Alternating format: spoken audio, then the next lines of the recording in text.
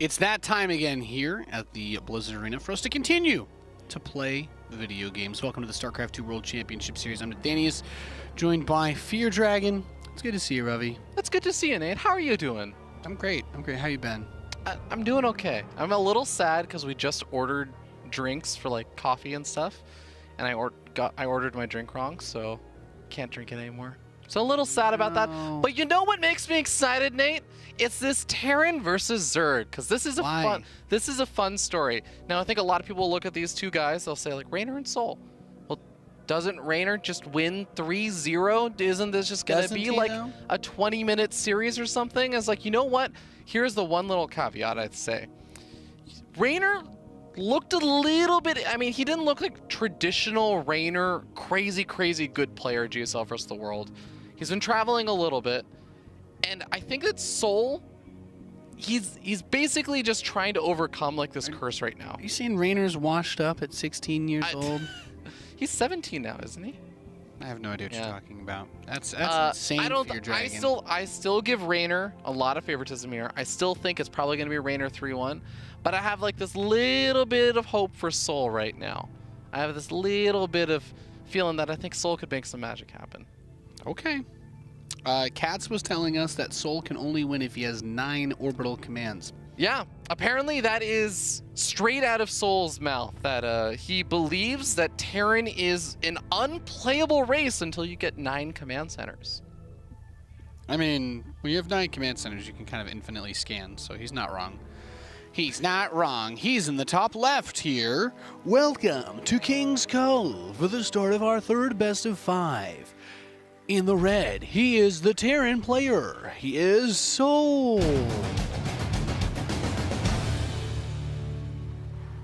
Do you want to just do the second intro too?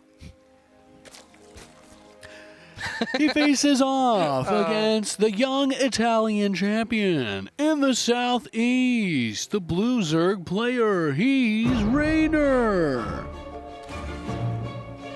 Do those claws on the drones look so cool when they're gathering minerals? Yeah, they kind of look like they've got... Honestly, it was like the simulant... They look like they're munching. The simulant drone straight up had like saw blades for hands. These guys, I'm not going to lie to you.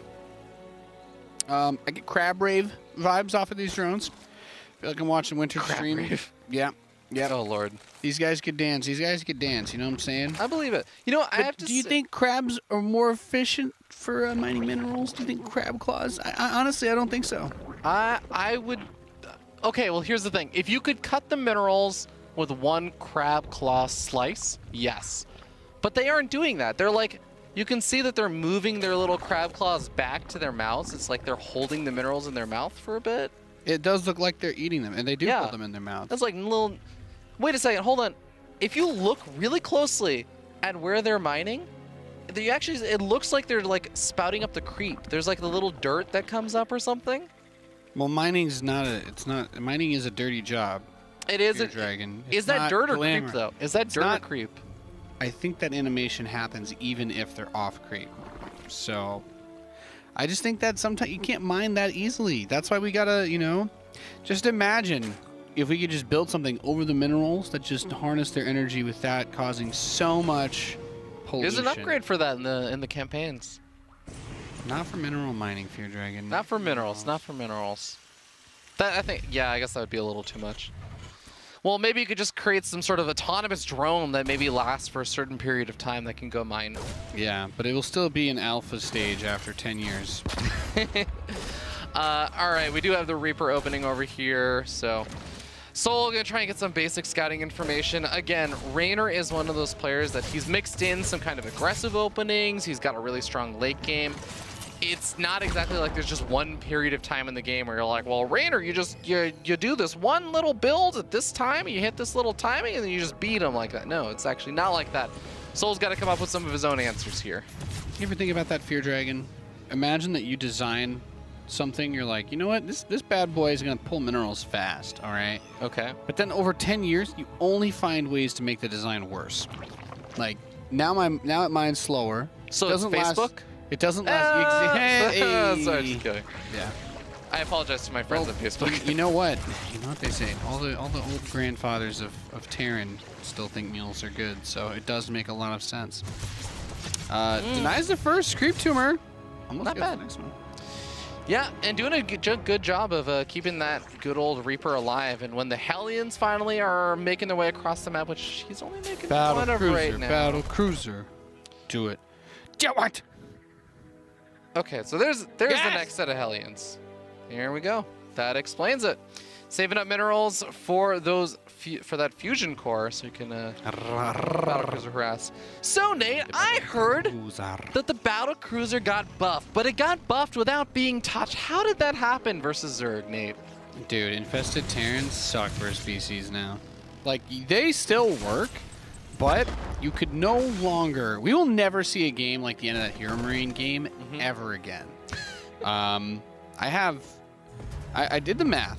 All right, I've taken. Hold on, we should clarify what the patch notes were. There were 2 changes to the infested Terrans. Yes. One is that there was a bug where the infested Terrans were ignoring Don't use armor. that word around me. Don't use that word around me. Well, we're literally watching a bug versus human match, so I think it's kind of unavoidable. Okay. But continue. that was the first change. The second change is that the infested Terrans' attack speed rates got It's now longer between attacks. They shoot slower. Slowly. Yeah. They shoot slower. So now go ahead. My previous calculations at full upgrades, 4 infestors worth of infested Terrans used to beat like 4 or 5 battle cruisers. Now it's not even now. Now it's like BCs can actually kill infested Terrans if you upgrade them well. The thing is, the real kicker about the infested Terran was also that a lot of Zerg players didn't necessarily rush ranged upgrades. So if you got armor upgrades, you were kind of punished for having those because it didn't really do anything. But I have had some fun games already on this patch with Zergs who try to do that. And because you can kind of go for the the final destination Yamato, where the BC, even though mind controlled, will still fire off.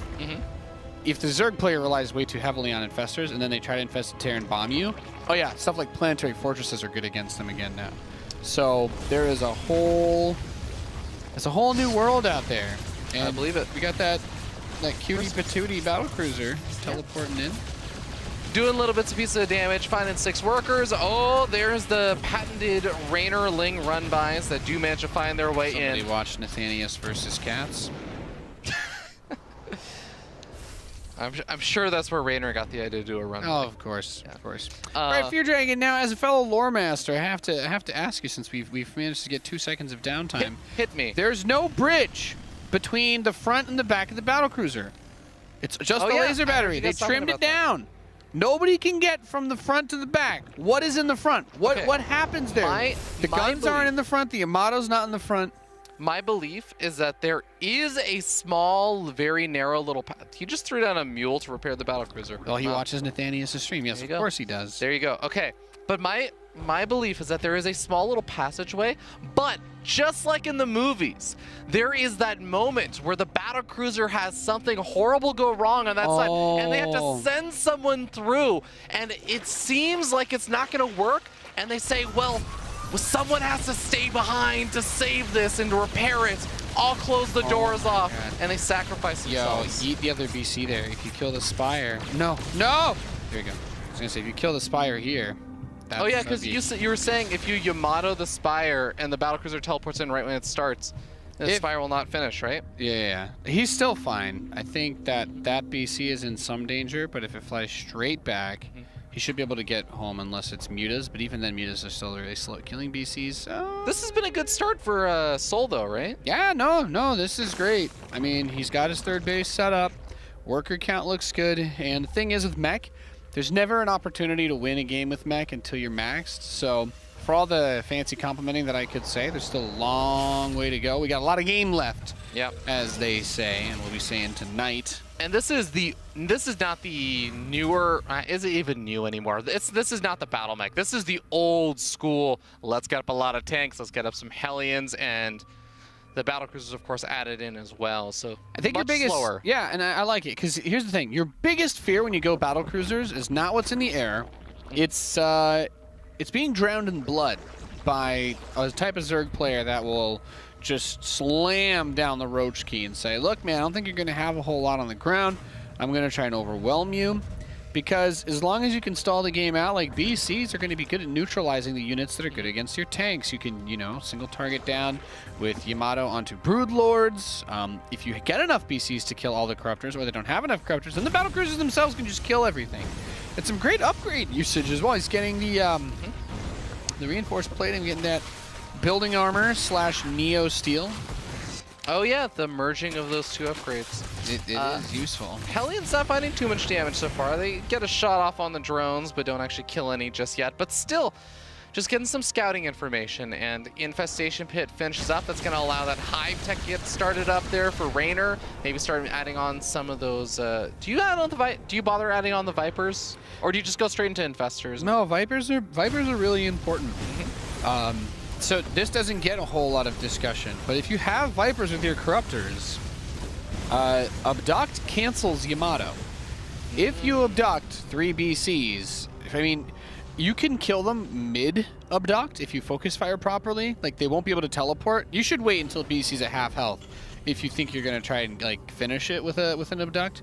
But they can't teleport while being abducted, so it closes that window for a brief moment.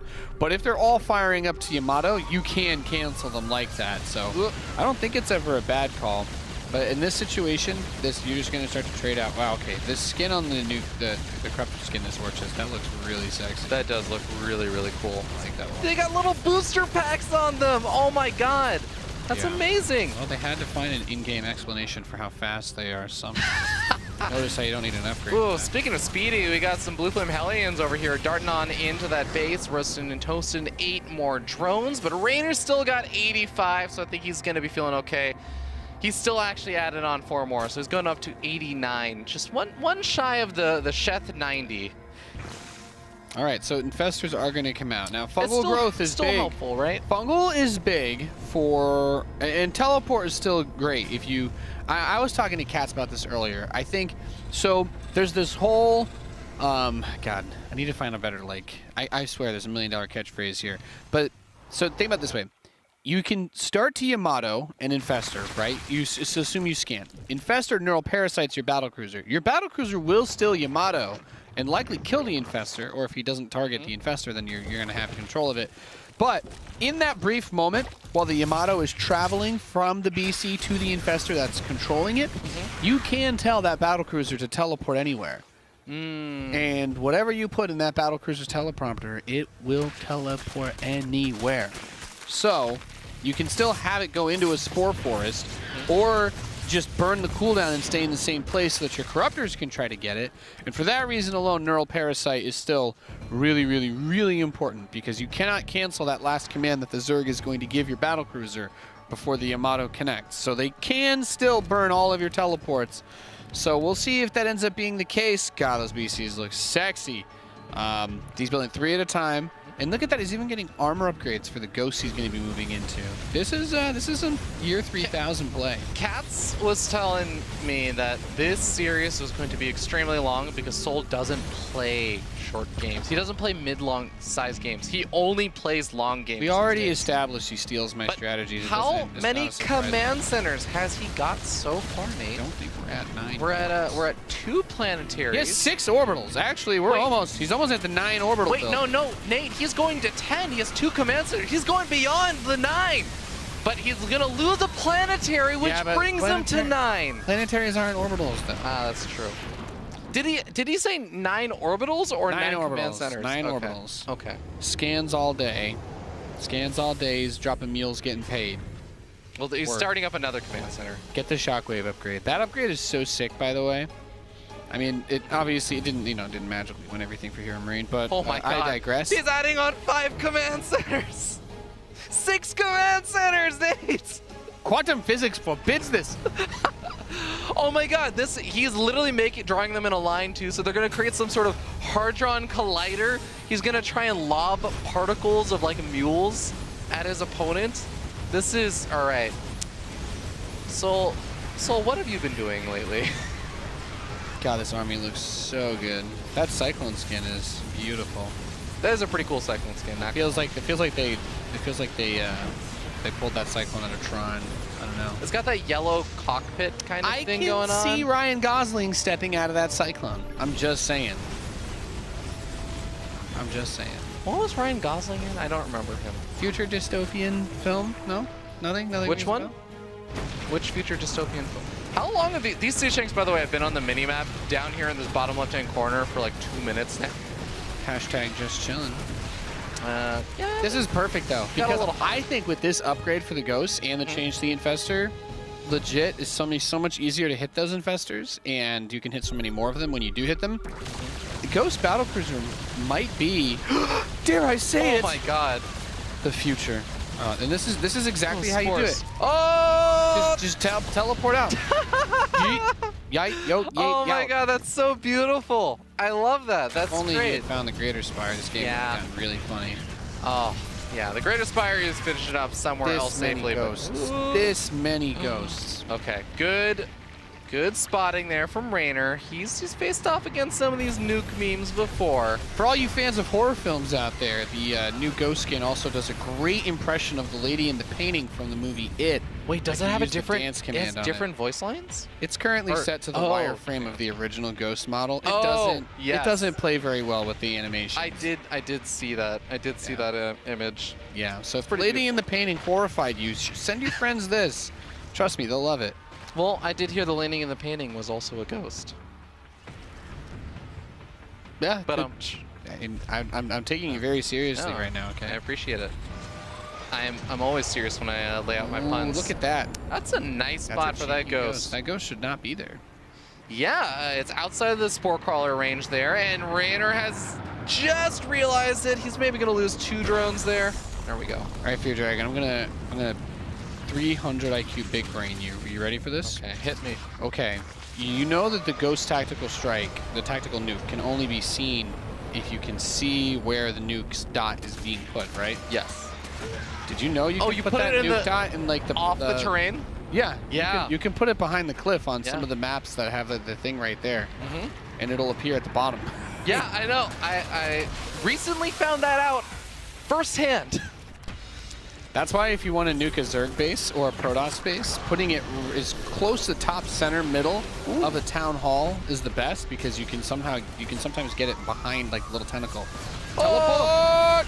That's the fungal, thing. the fungal is a problem Yeah, right now. It's not enough. It's not enough. He Oh doesn't my have god, he enough. has too many battlecruisers. The thing with Infestors, even with the change, Infestors are still only good in large numbers when you can grab everything. Because you need to get multiple fungals and either land biles, or your corruptors need to be killing them. Okay, another Yamato being used. I think he should be out of Yamatos over here, but this corruptor count is just not that high. Yeah, no, and the thing is, yeah, he just doesn't have enough corruptors. He moved command to the Oh, corruptors no, in. they're dead. Oh boy, He this did! is becoming a problem because now the battlecruisers they have their teleport off cooldown. They're gonna kill another This one is of so the weird spires. too, because I've never seen this before. The corruptors have no attack upgrades, and There's it only just two turns into corruptors. tactical jump street. And This- another nuke drops too. Oh, the infestors didn't have enough energy for a fungal. That's why he had so much trouble. And there's only 2 of them. So I got 2 infestors now, 6 more on the way. That Boom. drone dies of nuclear hellfire. Hard way to be born into this world. Does it bother you? Because it bothers me that the Overseer skin they have Raven antennas. They stole the Raven antennas. Okay, yes. I have to say, a few times during GSL versus the world, You thought those look, were I'm guy looking Ravens? at those Ravens. Say it. Or I'm looking at those Overseers. I'm like, you know what? I thought so too. I thought this was a Protoss versus Zerg, but apparently there's a Raven in here. And you And went also- to, you're from a state that has real education, so I'm not crazy now when I say that. It looks like that. There's a random Marine in there too. A couple random Marines. Oh, nice. The Oracle skin actually does look a little bit like a Phoenix as well. Mm. It's got like the Phoenix. It's like someone added the wings on the Oracle. I still like it, but it's gonna take a little getting used to. These Terran skins look like they belong in like StarCraft 3 or something. These Terran skins are sick. I'm a huge fan. I love it. I really can't You know what, wait actually, until I can play with this whole set. Seriously. These Terran skins look so good with that golden star decal that souL is using too, because it just adds a little bit of more yellow to the yellow flash. Yeah, no, I feel you. If any of the devs are watching, just whitelist me for all of them, okay? I'm advertising them for you anyway. Just hook me up. I already paid for it. You got my money. Indeed. I have used my caster power. he so forgot I can get my pathogen chrome glands. siege tanks. Oh, he forgot pathogen glands. Oh, he just got Are it now. pathogen glands gonna be the biggest? I mean, I think. Oh, that EMP! I'm watching Wings of Liberty again. SCV is being sacrificed, so there is a big army in the bottom left. It's just gonna draw some attention. This is the best way to do it. This is how you do it. Do you want to know how many replays I had to send souL in the last week? 11. Exactly 11.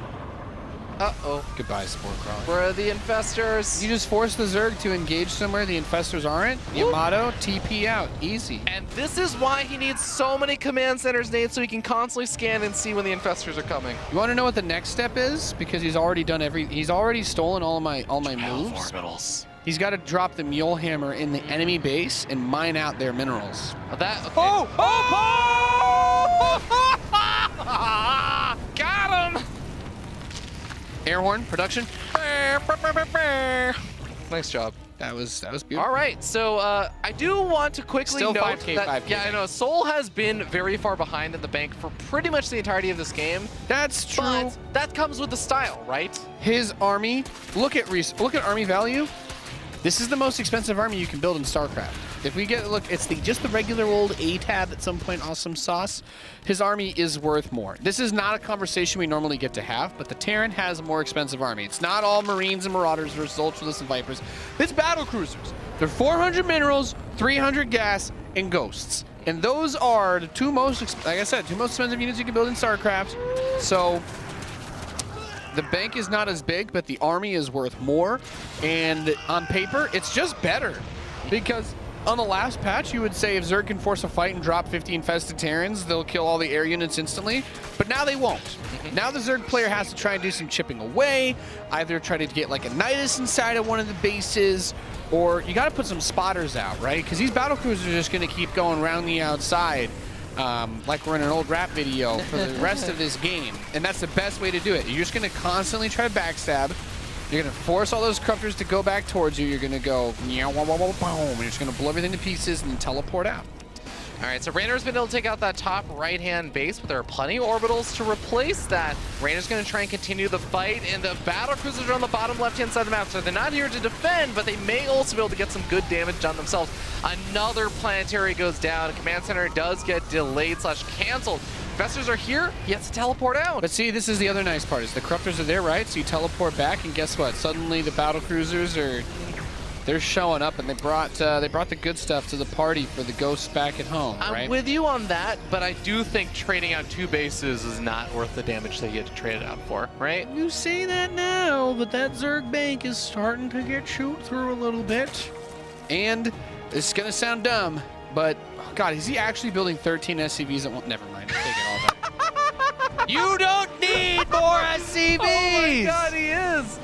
I don't think I've ever seen that many workers produced at once outside of a pure worker versus worker battle. Like when you have 12 orbital commands, you're not dropping a Mule Hammer. You're dropping a Mule Mjolnir, okay? Like, your worker count being over 30 becomes a bitter memory. Well, look at that, he does. Nice EMP. Well, you know what? You're gonna kill. Did he get the EMP upgrade? He did. Yes, he did. Yes, he did. That upgrade is so sick. Yeah, I saw a lot of it used in that last series of Hearthstone versus Hero Marine. Battlecruisers come rolling on in. Guess what? The creep spread does not catch that area. And if I'm him, you know, you want to start picking off hatcheries, disrupting drones. Honestly, going for overlords is really fun in this scenario because it's something that Zerg players don't think about. But it is actually a really good way to get them to chew through their bank if there's nothing there. Because the only thing you don't want to do is fight by where the infestors are. Whoa! Okay, aggressively forward onto the infestors. There are the neural parasites that the Yamatos have already been used. See, the infested Terrans didn't instantly kill all of them, and that's quite nice because. Did they kill any of them? No. Okay. So you get the Zerg. It's like the new magnet play. You get the Zerg to be like, oh my God, I'm gonna drop 80 infested Terrans, and then you realize the whole there's a whole army for the Terran, and infested Terrans don't literally kill everything on their own anymore, so you die. This is definitely becoming a very problematic situation right now for Reynor. He's got the bank, or had the bank, to remax a bit, and he is getting closer to remax, but his minerals are gone. Now that you have slowly been beaten down into agreeing with me that souL is obviously going to win this game, Fear Dragon, this, I'd like to clarify, is exactly what I wanted to see from eThermal. This is what I wanted eThermal to do. Battle Cruiser builds are really freaking good now because you can make plays and the infestors don't kill all of them. I got so excited for that one. I have already said this. Plays like this are good. Use the units you have at your disposal. I think Big Corruptor with Viper support can do a lot because they cannot teleport while being grabbed by the Viper. Get enough Corruptors to start dunking on the BCs. Yeah, the Terran player has the other units that they're going to be able to work with, but that's when you got to try to like mix Broodlords in or something. It's not going to be easy, but I mean, I think it's way too far gone. Reynor has burned through. He's exhausted all of his resources, and the Infestor count is completely gone, which means the units to support them are still there. Now, if there's a big Baneling Bile Bust and he kills all the tanks and ghosts, and it's just the BCs, and he slams down the Corruptor key a little bit harder, maybe 21 Corruptors is pretty nice. But he only has +1 attack on his air as well, so those Corruptors have not been hitting very hard at all this game. Yeah, and on top of that, there are a bunch of SCVs, I believe, pulled this time with the army. So he's got the repair power. Multi-prong nukes, no attack upgrades on Corruptors. Like, you need to make it as hard as possible for the Terran to get out of those. Didn't catch that one. Drop the beat. Another one. Reynor is down to 39 workers. Another nuke coming on up into that base. It seems like he's noticed the ghost this time. Transfuses up that hatchery quite a bit as well, but it's like one of my favorite new songs. I get the feeling it'll never stop. Wow. Teleport. Project. Careful. Careful. Ooh. Oh.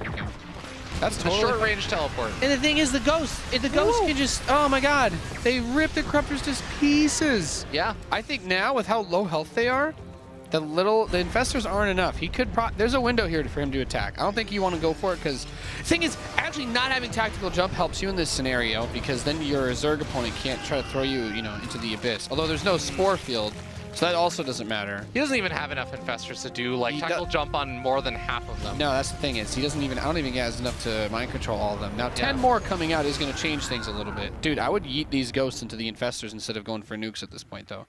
Like just throw into EMPs and then if you get one or two good EMPs, that is it. If the vials hit ghosts and BCs, this does start to look good for the Zerg. EMPs do hit some of the infestors. The back one still got some energy, and whoa, okay, there are those corrosive biles teaming up with the fungals that you were talking about, and a majority of the battle cruisers get taken out. The only thing that really bothers me, we've got 3 starports. Where are? I would rebuild the BCs in this situation. They've generated a ton of value. He's going for medevac, so he wants to switch into a traditional mech because he doesn't think that Broodlords are ever going to be on the table, which I can kind of get. Yeah, there's actually, the other thing is Reynor has 10 Corruptors, and he's remaking more Corruptors right now. Yeah, so that's very smart. If there's no battle cruisers, the Corruptor is going to have a lot of idling and caustic spraying that they're just going to be doing instead. Reynor has replenished a good chunk of those drones, but I do want to note he's still very much mineral starved right now. Just sitting around 300-ish minerals. Has really got to get that mineral mining back up. Even his gas bank is gone too. This bothers me. Okay, so it's hard to put exactly into words. Okay, here's what I'm worried about right now. Okay. So now he's gone back into more ground focus, but there's already a lot of infestors. So to me, the possibility of there being some really, really, really big drops off of the ooh, that's hatchery. I think if he goes into Broodlords, it's going to be very hard for souL to deal with because the ghosts, that I could see. A couple fungals are going to be really big. You want to use the tanks to cover for them, but those BCs being thinned out, they are really good because it's like it's like the mutually assured destruction. It's like if you're going to go for air, I have the air to deal with it. So if you build Broodlords into a player who's already got BCs, you're really, really asking for it. There you go. Just tap it in. There you go. Sometimes a ghost, it's all in the hips, as they say. Is that where they fire from? You fire from the hip with a sniper rifle? Yeah. I don't know what kind of shooter games you're playing, but... I was one of those scrubs that actually used the scope. You play games that let you scope in?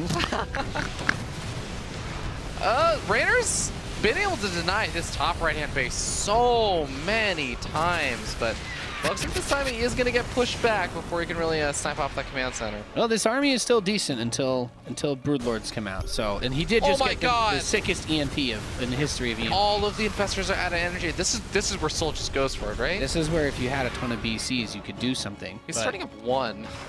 He still has 3. I'm not like BCs aren't off the table, but with the bank that he had, there was definitely, and honestly, the Corruptors have really been a pain in his side with taking those bases because we've had them caustic sprayed down a few moments. I would like to see more liberal use of turrets to cover the expansions because the Corruptors have generated insane value. They picked up that corner base like 2 or 3 times this game. Just the caustic spray has been so good. Yeah. Let me tell you, as a caustic expert, caustic's very good. You gotta be careful. Gotta be careful. 2 more command centers on the way as well. souL saying, you know what? 11 is not enough. 11 orbitals is not enough. I don't want the Mjolnir. I want the Mule Stormbringer. 13. Stormbreaker. 13 is the new 11. 11 used to be the new 9. You're really confusing me. I just finished season 3 of Stranger Things last night. We can't have this conversation. Never watched that show. Okay, well, I'm just letting you know that you're confusing me. Okay. Not that you don't normally do that, but I'm just giving you a heads up this time. Roaches are in that base because now it's not planetary. And that's a shame because when you have 30 command centers, you know, oh my god. you want your expansions to be This game got very all over the place. Well, it all fell apart when what exactly happened again? He put all the ghosts underneath the battlecruisers. Oh, yes. Got fungled, and then ate about 20 corrosive biles, which I'll tell you what doesn't get affected by armor, and people aren't upset about, is Ravager biles. Yeah. Spells. Spells do not care about armor. Same thing with Psystorm. We are going to start to see... No, Reynor does not want to continue... I feel Just like... keep the tanks spread out. The tanks are the most important component until Broodlords come out. But Raynor's been so patient with this to not go. He hasn't taken the bait. EMP. And these are some just phenomenal EMPs. Look at that. Gets like in EMPs. Gets 4 out. infestors with energy left. Are you ready? Do you know? Okay, Ooh, there's a few 3 units Ravagers. Do you know how much a Ravager is worth? there. More than a roach. Yes, it's 100. There are 100 minerals and 100 gas. So it is the cost of a nuke. Did you guys know that? If you kill 1 Ravager with a nuke, you've generated value. In a roundabout sort of way, because it also costs a larva. That's a cool way of thinking about it. In a world where they both mine out their sides of the map, but Well, right now, we Zerg got is always Reynor. supposed to mine more than you, so if you Yeah, get more than that, Raynor's mining a little bit more, I would say. go transformation servos. No, that's what the whole thing with BCs and repairing, you know, it's like, Yeah. it's about generating value because you know the Zerg should mine more than you, but on average, when you win with BCs against Zerg, you're looking at about a 15 to 20,000 resource difference, which is about a base or 2. So there you go. It's fast facts, Fear Dragon. I'm digging it. I'm a little bit surprised because I feel like Reynor has been doing a good job of spending gas and minerals around the same amounts. Usually you end up seeing players kind of they deplete their mineral bank and have a lot of gas banked up, or vice versa. Oh, okay, these fungals really causing problems with those ghosts right now. So I do still really like the ghost count. Broodlords are annoying, but getting rid of this base is really big. And just remember, the moment that you overcommit to dealing with the ground army, that BC count starting to swell up again. Like a rising tide approaching the coastline, the Zerg must prepare for the battle cruisers to crash upon the shores. Losing another one of those hatcheries in the top right-hand side.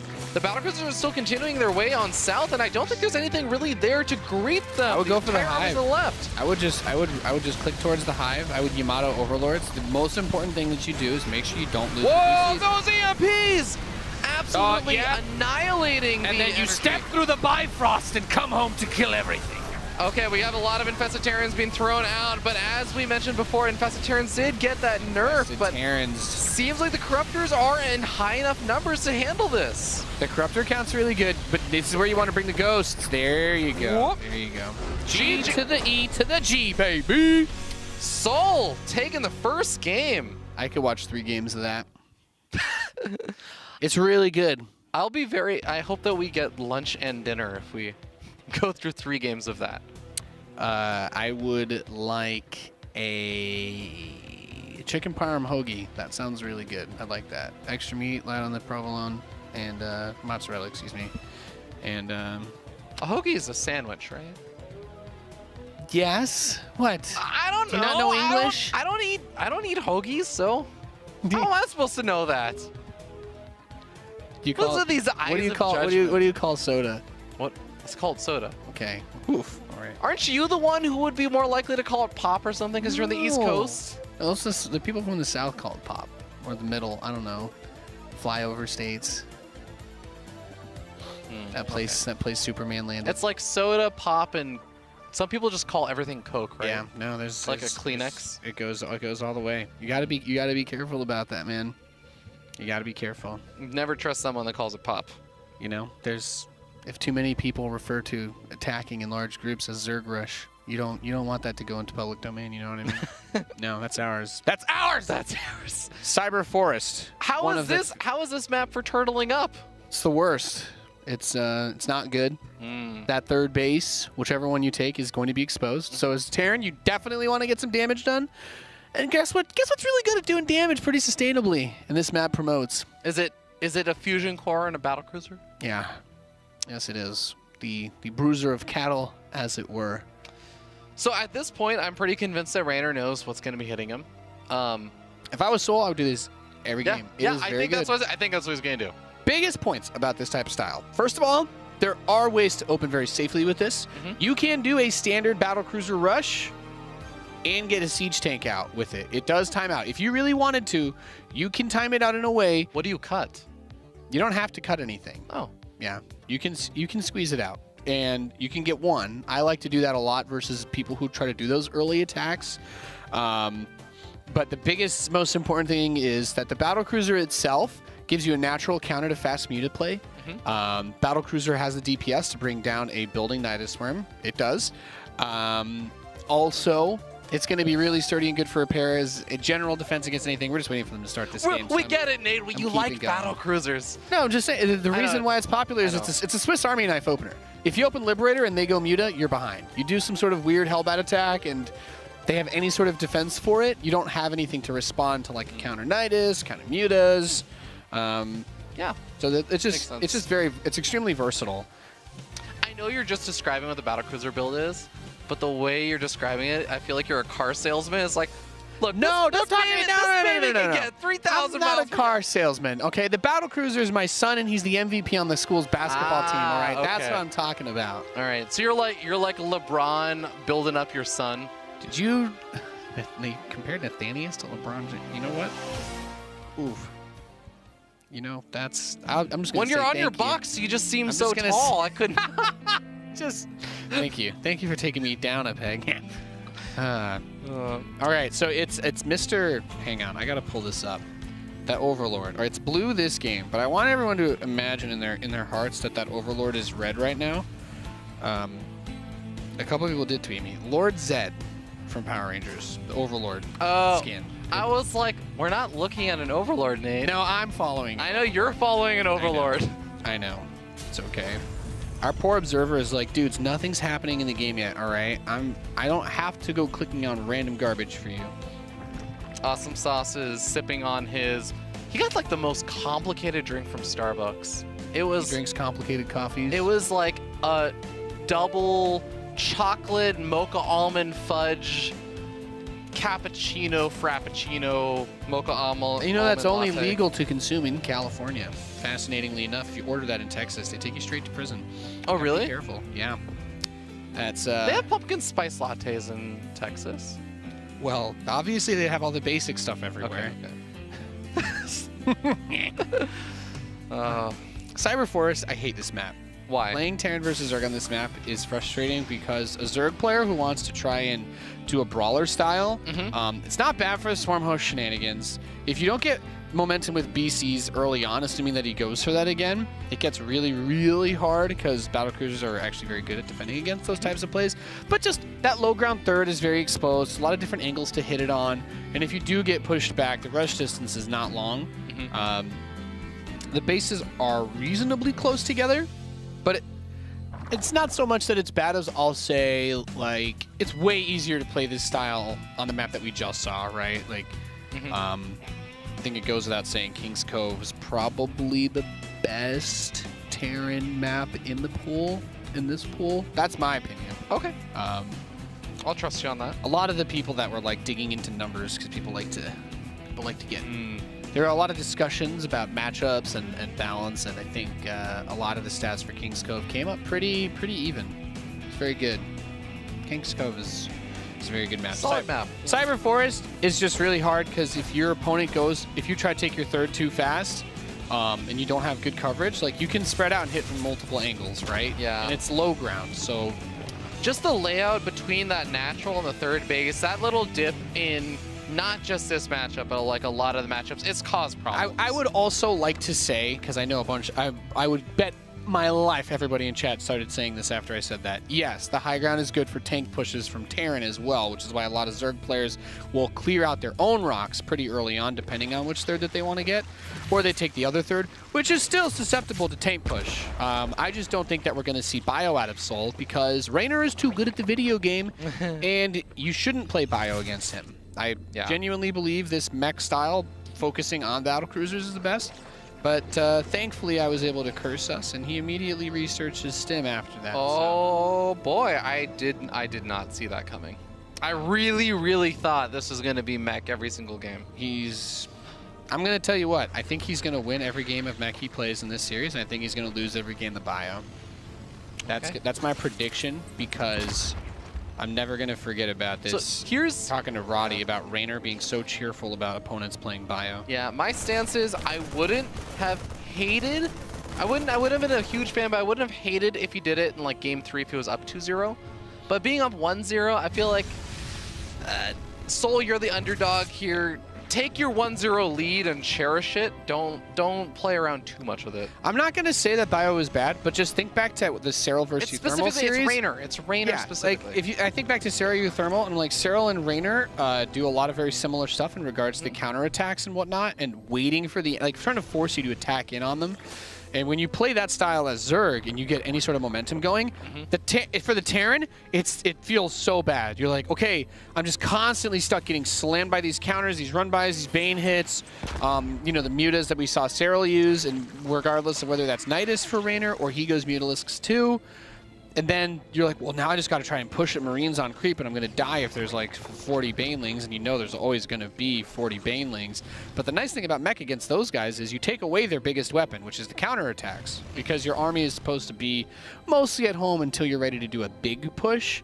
So it's not even that it's necessarily bad or that one choice is that much better. It's what is the skill set of my opponent? My opponent is very good at counterattacking.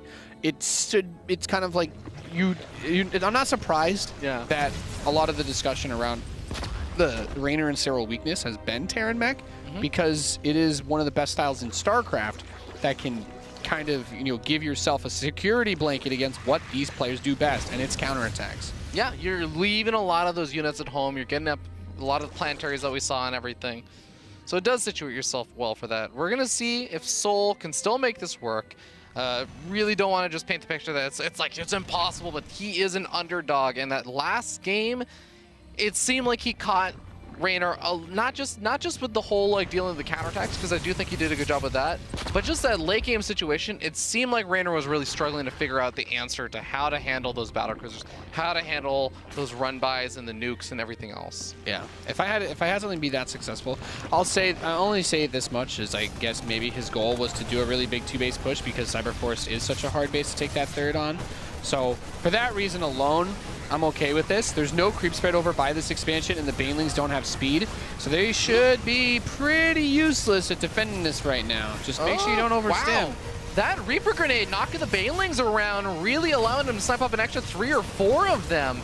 And I have to say, souL's getting a good amount of units picked off over here. Our mid-game Reaper is going to become a thing, Pure Dragon. Dude, I have been clamoring for mid-game Reaper since the start of this one. Well, it's never going to happen, but keep dreaming. One day Terrans will build up the extra like 100 APM it requires for All right, Fear Dragon, let's make everyone in chat get anxiety. What if there was a mid-game upgrade on the armory that made Reaper Grenades Oh my god. auto-cast. Hold on, I want to highlight There you the go. Siege Tank focus fire on those Banelings, snapping off 3 of them before they were able to connect on those Marines. I mean, as soon as he ran off creep to chase Marine, I felt it's kind of a watch. souL's building a lot of momentum here, Nate. No, this is the way he should have done it, though. Make everything about a giant push, because it's not like his third is actually defendable. If Reynor goes there, he will find damage, but he got And he's going there Reynor now. to attack off creep with slow Banelings against stim Marines. So the reinforcements are actually getting cut off by Reynor's Lings right now. So souL's losing a lot of units on the reinforcement path, but he's going to be able to snipe off this base. And is he going to continue moving forward? Ooh, losing 7 workers is a little bit painful. Well, this is what I was saying. This is where the strength of Reynor is, because he's going to be able, you're going to be able to do this way more easily against Bio. Cancels the command center, kills a bunch of SCVs, kills some fighting units, and now the delayed 4th base, well, it's not so bad. It's not so bad. Because he's not even on bases anymore. That 3rd is effectively just chilling. But there's the next attack is going to come up. Oh my god! Oh, the Evo Chambers! He's okay, he's going for the melee upgrade. The Carapace is usually the one that the Zerg players will care a little bit more about. Transfuse is coming out though. Carapace is going to finish in time. Will the melee? No! That is absolutely massive. That's a whole extra hit the Lings need to kill the Marines without that. And yeah, you think you're gonna get +2 Carapace on that? Reaper. He still has the Reaper, Nate. Wow, amazing. He just pausing. I was like, wow. I need to go name this Reaper. He's looking at baby names right now. What would you name a Reaper that's alive in the mid game? Probably some old time name, right? Reginald or something. Reginald the Reaper. God no, it's too fancy. Too fancy. Yeah. No, they Reapers always said Apollo because kind of like a scouting Reaper sometimes. So I guess we could- Apollo. Yeah, they always said Sean was a little bit like that. So maybe something British corny. Can you imagine Apollo in a Reaper suit running around? I mean, I can't. Look, I don't need to. I love the guy, but I can't imagine it. I could see he's like jacked now. I could see him. He is. I could see him climbing like mountains with that. You know, just having fun with it. But I could see him in a Marauder outfit or something for something like that. No. We're back in the game, by the way, guys. No, I could totally see him laughing while he throws grenades. Yeah, no, that's You do know him better than me, so. We do have the Marines continuing to focus fire down some of these Queens. Transfuses are coming out, but he's almost out of those transfuses. Oh, he's got one more. He's going to be able to clean up a majority of them. Now, the next attack is actually going to come from the bottom left-hand side. souL just lit up some medevacs and is heading his way over, but still entrenched in this position. Yeah, I mean, the Lings are going to come up, but any Zergling versus Marine fight is going to be crazy heavily tipped in souL's favor. souL, stop moving the medevacs in the bottom left. This would have been such a golden opportunity, but I can understand. He's microing over here. He's going to kill all the Lings. Wow. The Marines are still going to be able to push if he wants. Now A 1 upgrade difference like that is it's massive. Yeah. The Hydra's coming out is going to finally help push back some of these medevacs, not just the Queens there, since the Queens are having a hard time staying alive against so many siege tanks and everything. But Marines come darting on in, stimming forward. The Queens start to go down. The medevac does get picked off, so the Hydras and the Lynx should be able to clean up those Marines. But a fair amount of damage was done there. Yarp. Hive is on the way. As long as souL makes some sort of transition or does a big death push soon. He's going to have 2-2 done before Reynor gets up a second upgrade.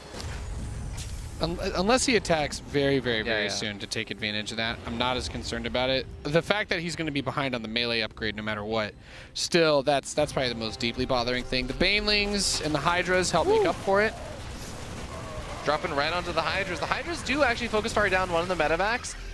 So souL's going to have to be a bit careful. There are no Banelings here. Goodbye, spawning That pool. is Everyone say goodbye. Goodbye, pool. Well, you know, it's a little bit of a problem if you're going for a Baneling style that you don't have any Zerglings. It's so easy to trade out versus that, too, because they don't have the upgrades. Oh, boy. And there's no Banelings down over here either, so the Queen gets picked off. Now the medevacs are safe. He picks up You go back into the main, and then you're taking advantage of your 2-2. Then you're going to have, like, that 10-second window where you might fight with +2 attack, and they don't even have the +1 armor, and you have +2 armor. Ooh. Okay, almost starts taking a fight over there. The Hydras show up, though. Man, I love souL. This I'm not souL gonna is lie. really impressive. This match today, it feels a bit like a love letter to Nathanius, and he's got building armor in this match. He's gotten battle cruisers, and you know what he's doing now? He built sensor towers at all his bases because he doesn't want to lose all of his units to run bys, and I think that's a smart play. I don't want to lose all my units to run bys, and souL is, you know, he's really projecting that in his gameplay. I'm not gonna lie, Nate. The way that I actually saw souL winning the series is the fact that I think Reynor didn't look like he was in top form at GSL vs. the World. But I have to say, I think Reynor isn't actually playing that poorly. souL's just really, really playing his top form. souL's beast moding. Are the new war chest skins for Terran too powerful? Find out today. Click on the war chest thingy in the chat. It's in the top left. There you go. This base was a little bit important. Just gonna go down. Yeah, Reynor's starting to bleed out. He's actually supply blocked now from losing overlords. Drop that main. There's Hydras waiting there in case he tries it, but I want to see it anyway. No, it's just Lings. Go! You still go for it? Punch it. It's a little bit. I mean, he could just take it slow, right? Oh, don't start quoting battle cruisers. Boop, boop, boop. Oh, that's a lot of damage. Those medevacs are really, really hurt up now. Yeah, and you just click on them. You select your just gonna go you just select your Vipers. You just click on the medevacs, and they all die. Feels amazing, man. We do have adrenal glands and getting close to finishing up over here. So Reynor is still hanging in there, but he is sitting down 30 supply. And I think just the fact that he was able to soften up the medevacs actually did buy him a little bit more time as souL retreats on home. But the Greater Spire, is that going to be able to make the difference here? It could, very well, yeah. I mean, the siege tanks are going to be useless once there's enough Broodlords, so you need the ghosts, but then the Banelings become a factor, right? And where is the support for this army that isn't siege tanks? Good answer, Fear Dragon. There is none, exactly. Yep. So you need to do something with these tanks before the Broods come out and continue to just make this transition into Ghost Liberator. He's actually on his way to the 9 orbital build again, too, so... He should be at 9 orbital commands very soon. There's the fusion core as well, so yeah. Banelings on creep should be able to push back this army a little bit, but there is another drop on the south side of the map that's unloading on that hatchery that was trying to get up. I think a handful of Lings are getting ready to defend that south side attack. Yeah, there it is.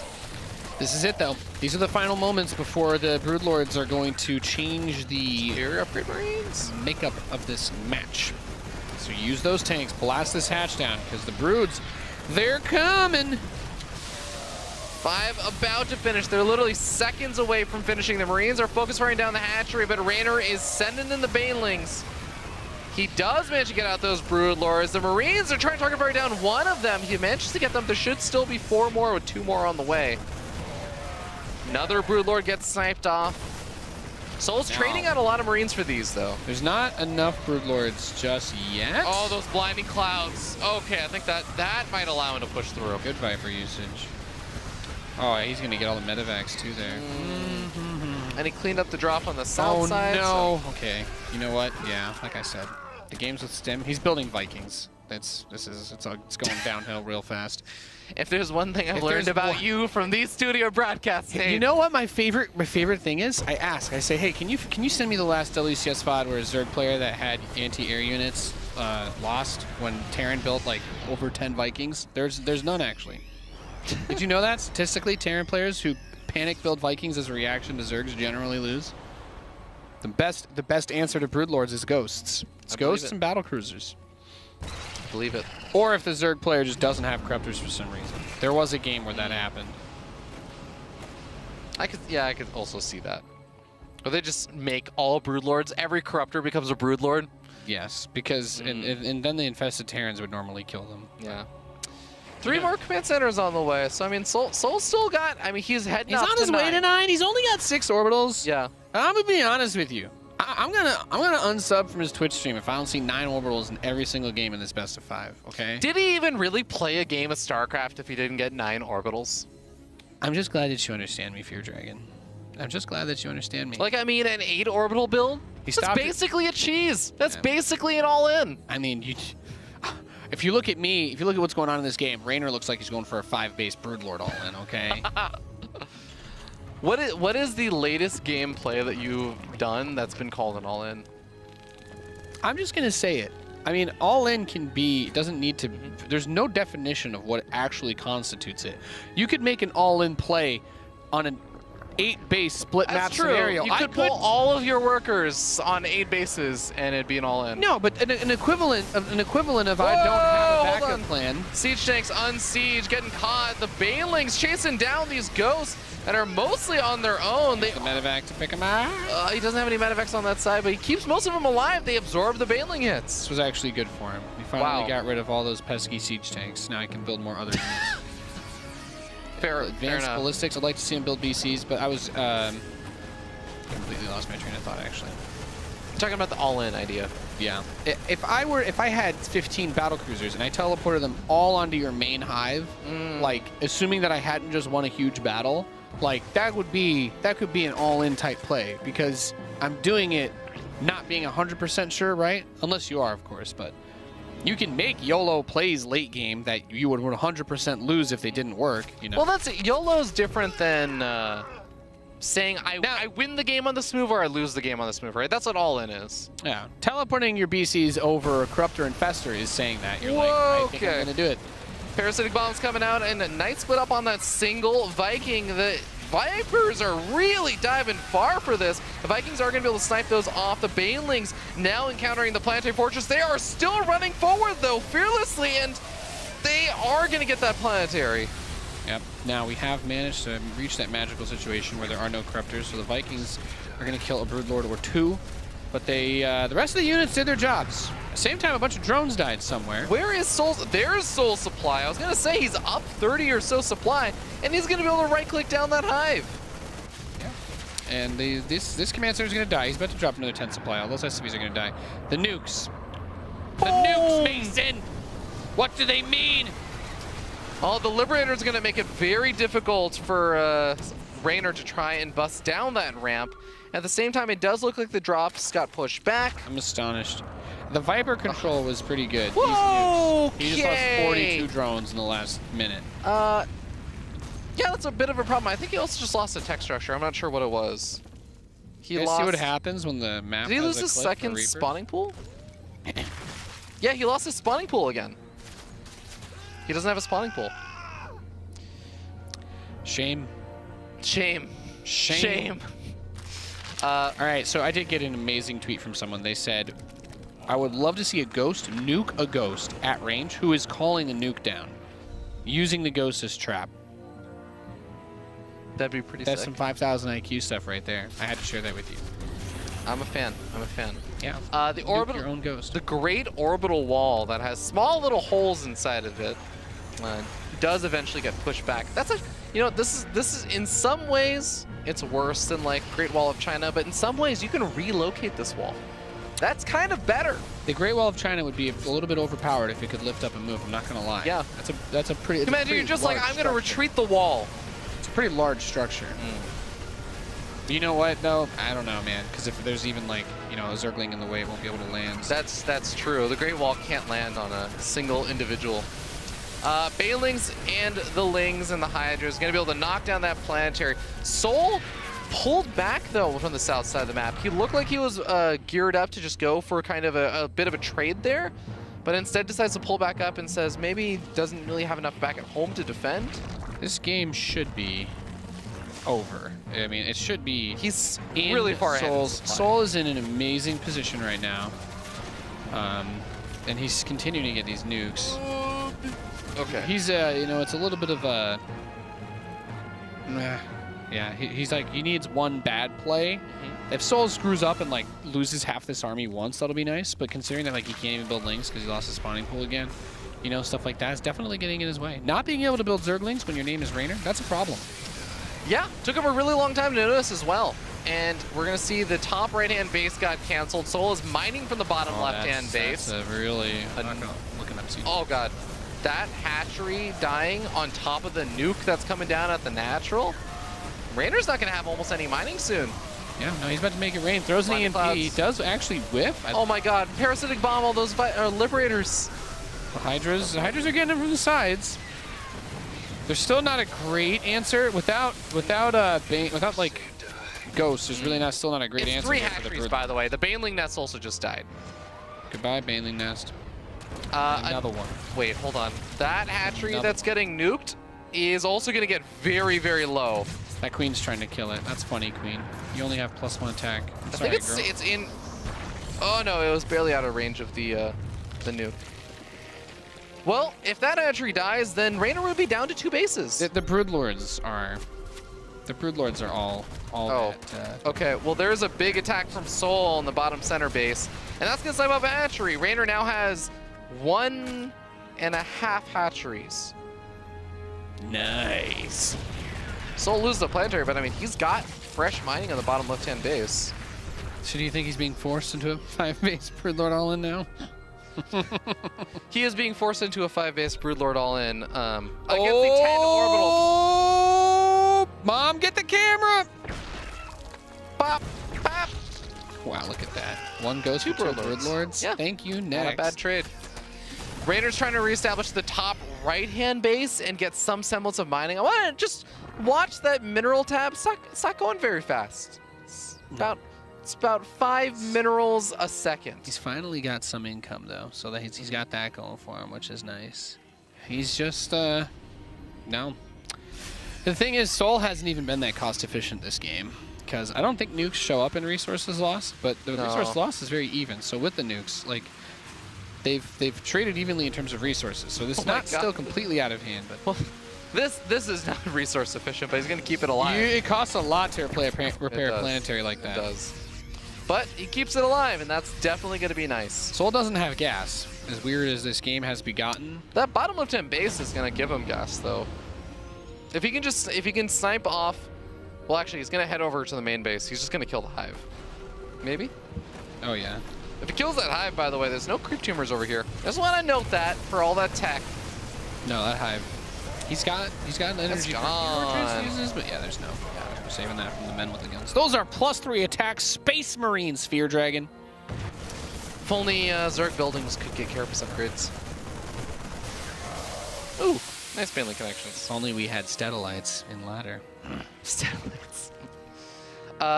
All right, well, the main base for Reynor is going to gradually lose that creep, and gradually those buildings will start dying if he doesn't respread it. You want to know what really would have helped lock this one in for souL earlier, rather than building 25 Vikings to get blown up for free? Yeah, it is Battlecruiser Sphere Dragon.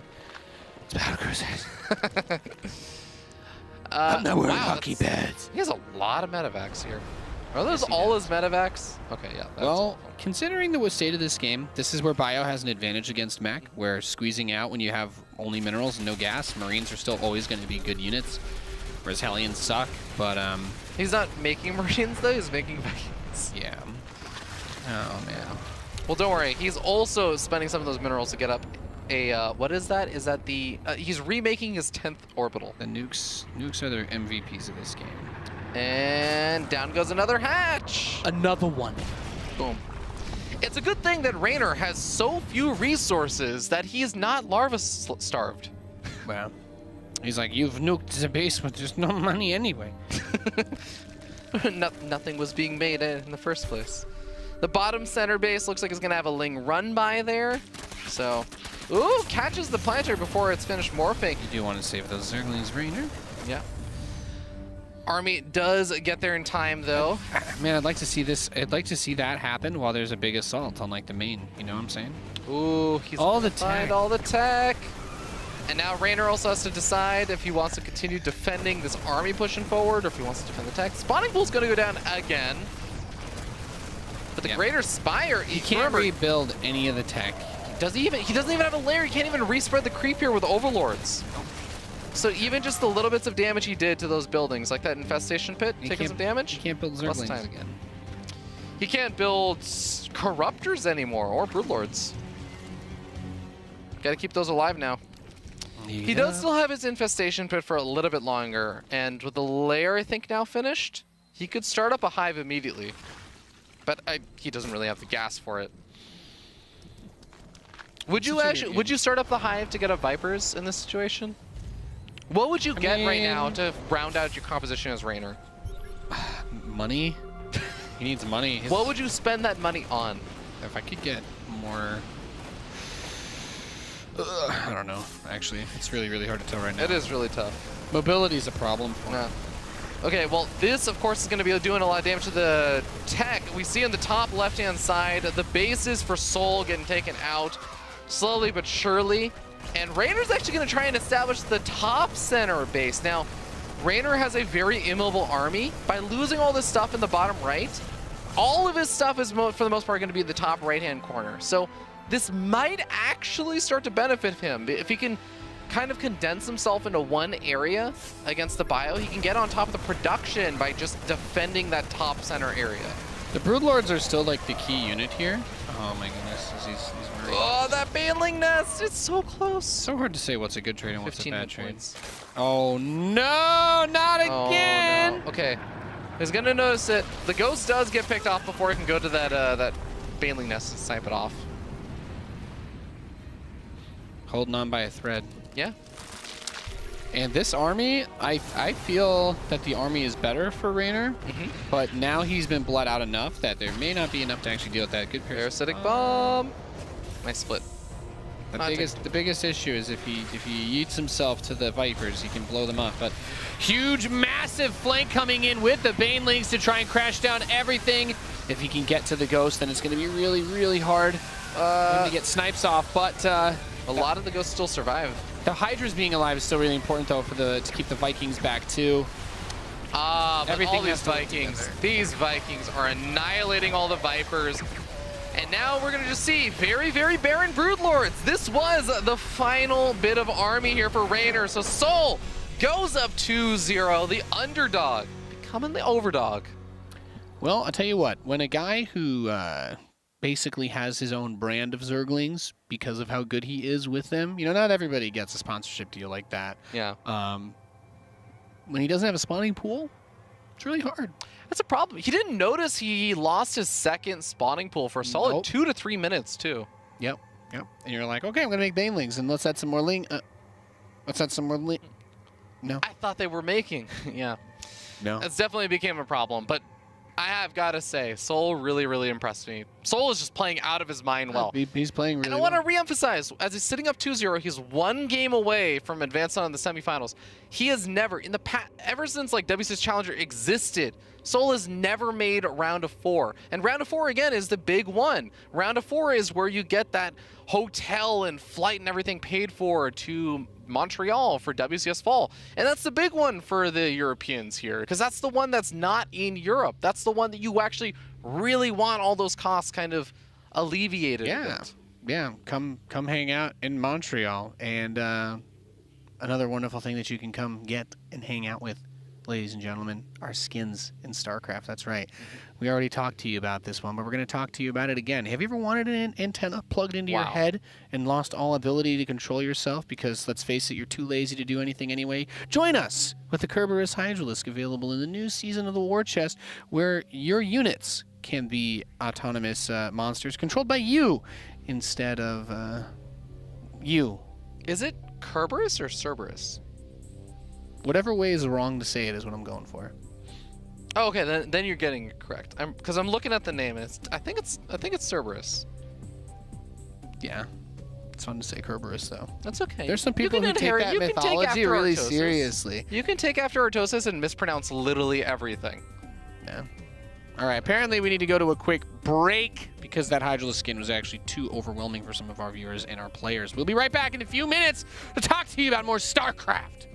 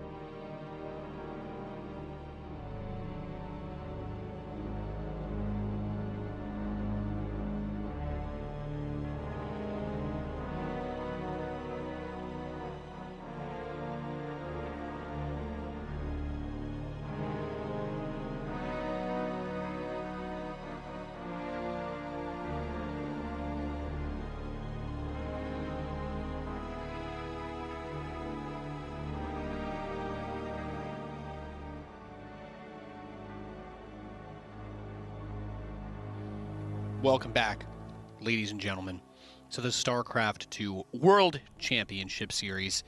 It's not just our world though, it's every world. Did you know that?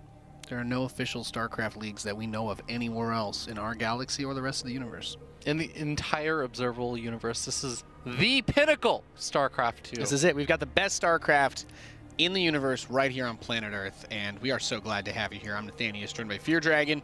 Game 3 is counting down. Kairos Junction. I think pretty balanced map. TVZ-wise, there's a lot you can do on both ends, and so far, hell of a series out of Seoul.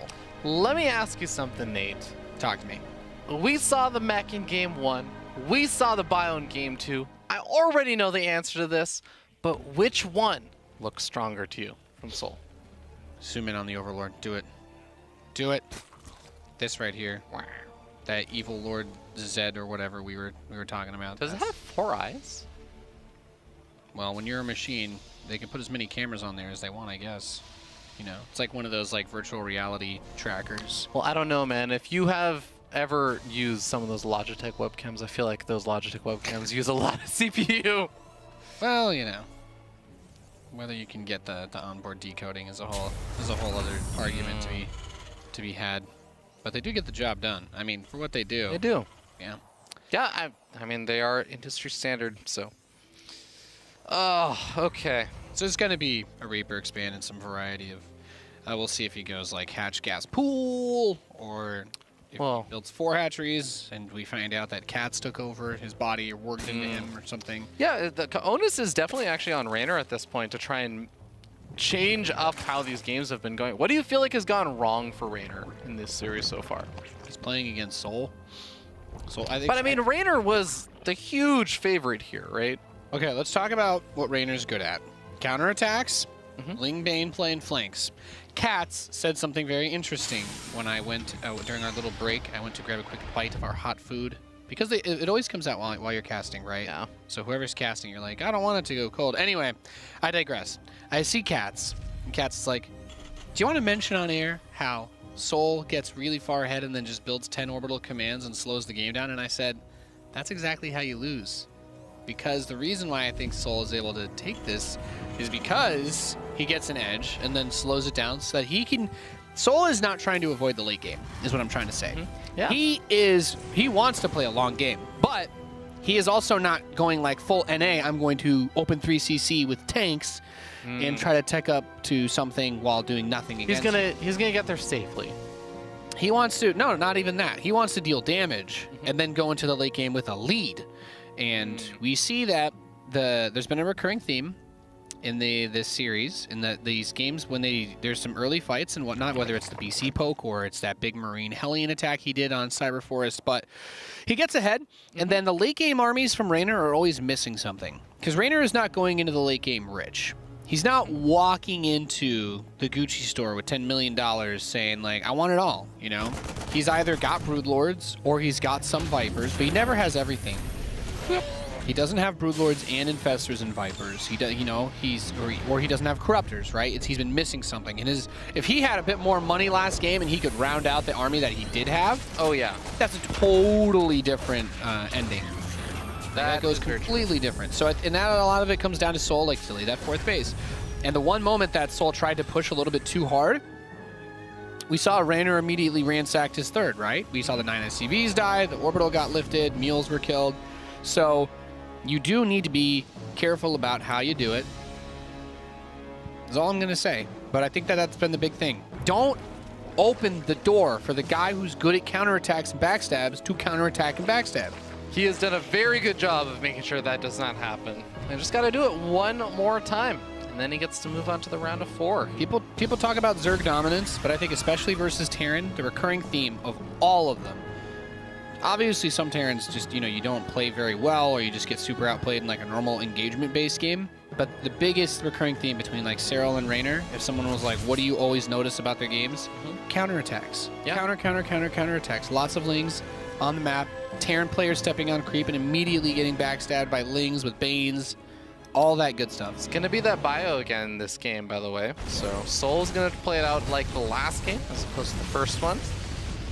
Still likes to go even with the bio, as we saw, up to like the crazy orbital counts and everything, but he didn't do it, like you said, like rushing to it. He was trying to get damage done.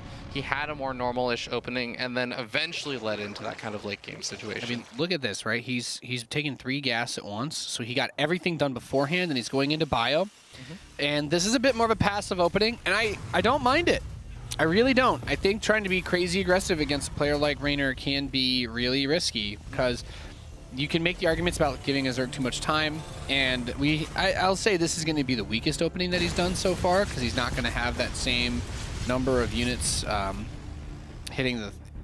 I guess, honestly, if he's still aiming to deny a 4th base, he could be there. He could be there. He can time this out to be a bit similar to Cyber Forest, which you don't want to lose those Hellions, because those were very integral to his success. Bane speed is going to be much faster this game, though. Oh, yeah. Getting up that layer very, very quick. I like that a lot. I like that a lot from Reynor. Also, just get the creep out by the 4th. That's going to be huge, because there was no creep on Cyber Forest. How many queens does he have? Yeah, it's just the 5 queens. It's just the 5 queens, actually. Sending them around. Combat shields get started on up. The Hellions are going to be idling in the center of the map, but Reynor's definitely got some time to start building up that Ling count to help deal with that. You can't mine. Sorry, this isn't the bugged Dahaka Zergling. Did you know that? No. You guys missed out on a fun time when they released Dahaka. His Zerglings could mine at first. What? Yep. Could they could return the resources? Yep. That's actually amazing. The official strategy was once you got enough income, you actually only built drones to make buildings, and you would kill all of your own drones so that you could put the supply into Zerglings to mine your resources instead. That's how many speedlings saturated a mineral line? Like 11. Yeah, they move so fast. Yeah, they still can't mine over each other. Oh, that's so sick. That's a cool. They can mine gas too. And you get adrenal glands and they mine even faster. You only needed 2 to mine.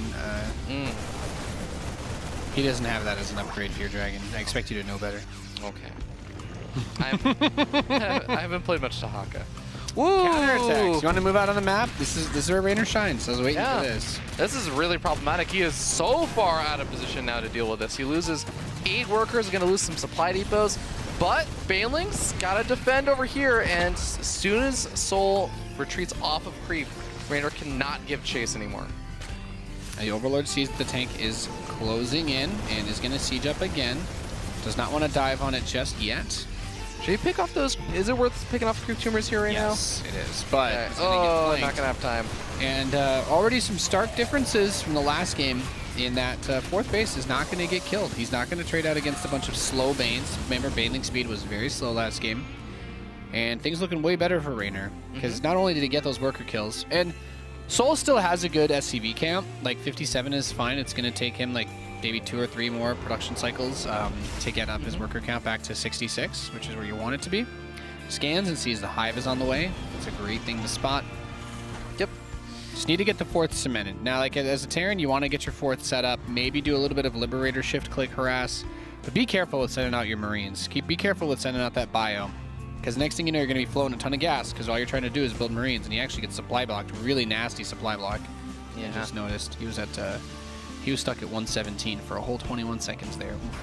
That's going to hurt. Another thing that's going to be a bit different from the last game is that Reynor's not going to have his melee upgrades heavily delayed by losing his Evo chamber or something. Well, there's a whole lot of things looking way better for Reynor this game. It also helps that his 4th base that he was defending did not have the evolution chambers next. Yes.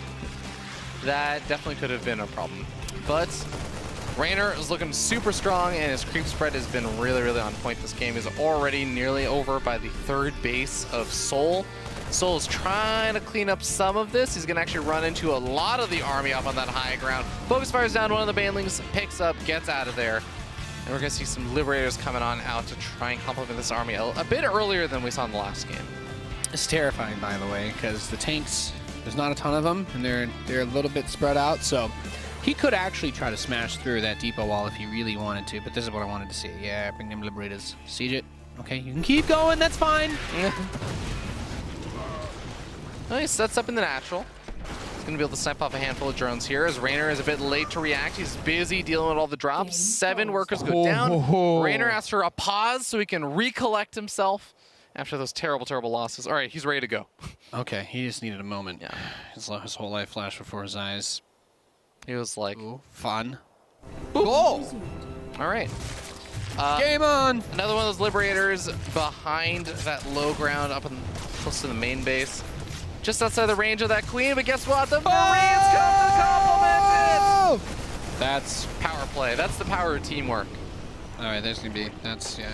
Oh, that's a sick play right there. Even actually finding a big Overlord cove. Hey, Fear Dragon, it's your favorite. There's a Reaper here. One Reaper. Oh my god. If he launches the grenade? Banelings, he can buy himself What time! if he launched a queen and a... Oh yeah, that would also be good. Well, that Actually, Liberator's- relying a lot of that my Liberator's generated some value. Wow, and yeah, and I was gonna snipe off a bunch more drones over here. Picks up into the medevacs, only lost one Marine. The Marines just complimenting the Liberators is really working out. Yeah. Guess what's not happening anymore? Mining at half the bases. Counterattacks, too. Ah, that's a good point. And souL is in the center of the map, cleaning up some of the creep, while he also pokes away over here, defends that Liberator, and might be able to snipe off that Ultralisk Cavern. Ultralisk Cavern is still researching chitinous plating. If he right-clicks it down, there it is. Amazing grab. Yeah, I like it. I think he's gonna get it. I don't even see units on the minimap coming this way. Nope. Just now. Boom. No chitinous. Those ultras are not gonna be what Reynor wants right now. Well, especially if he continues to clear the creep up. Don't forget as well that means there will be no Ultra speed. anabolic synthesis. Yeah. No, that's definitely gonna be a big problem.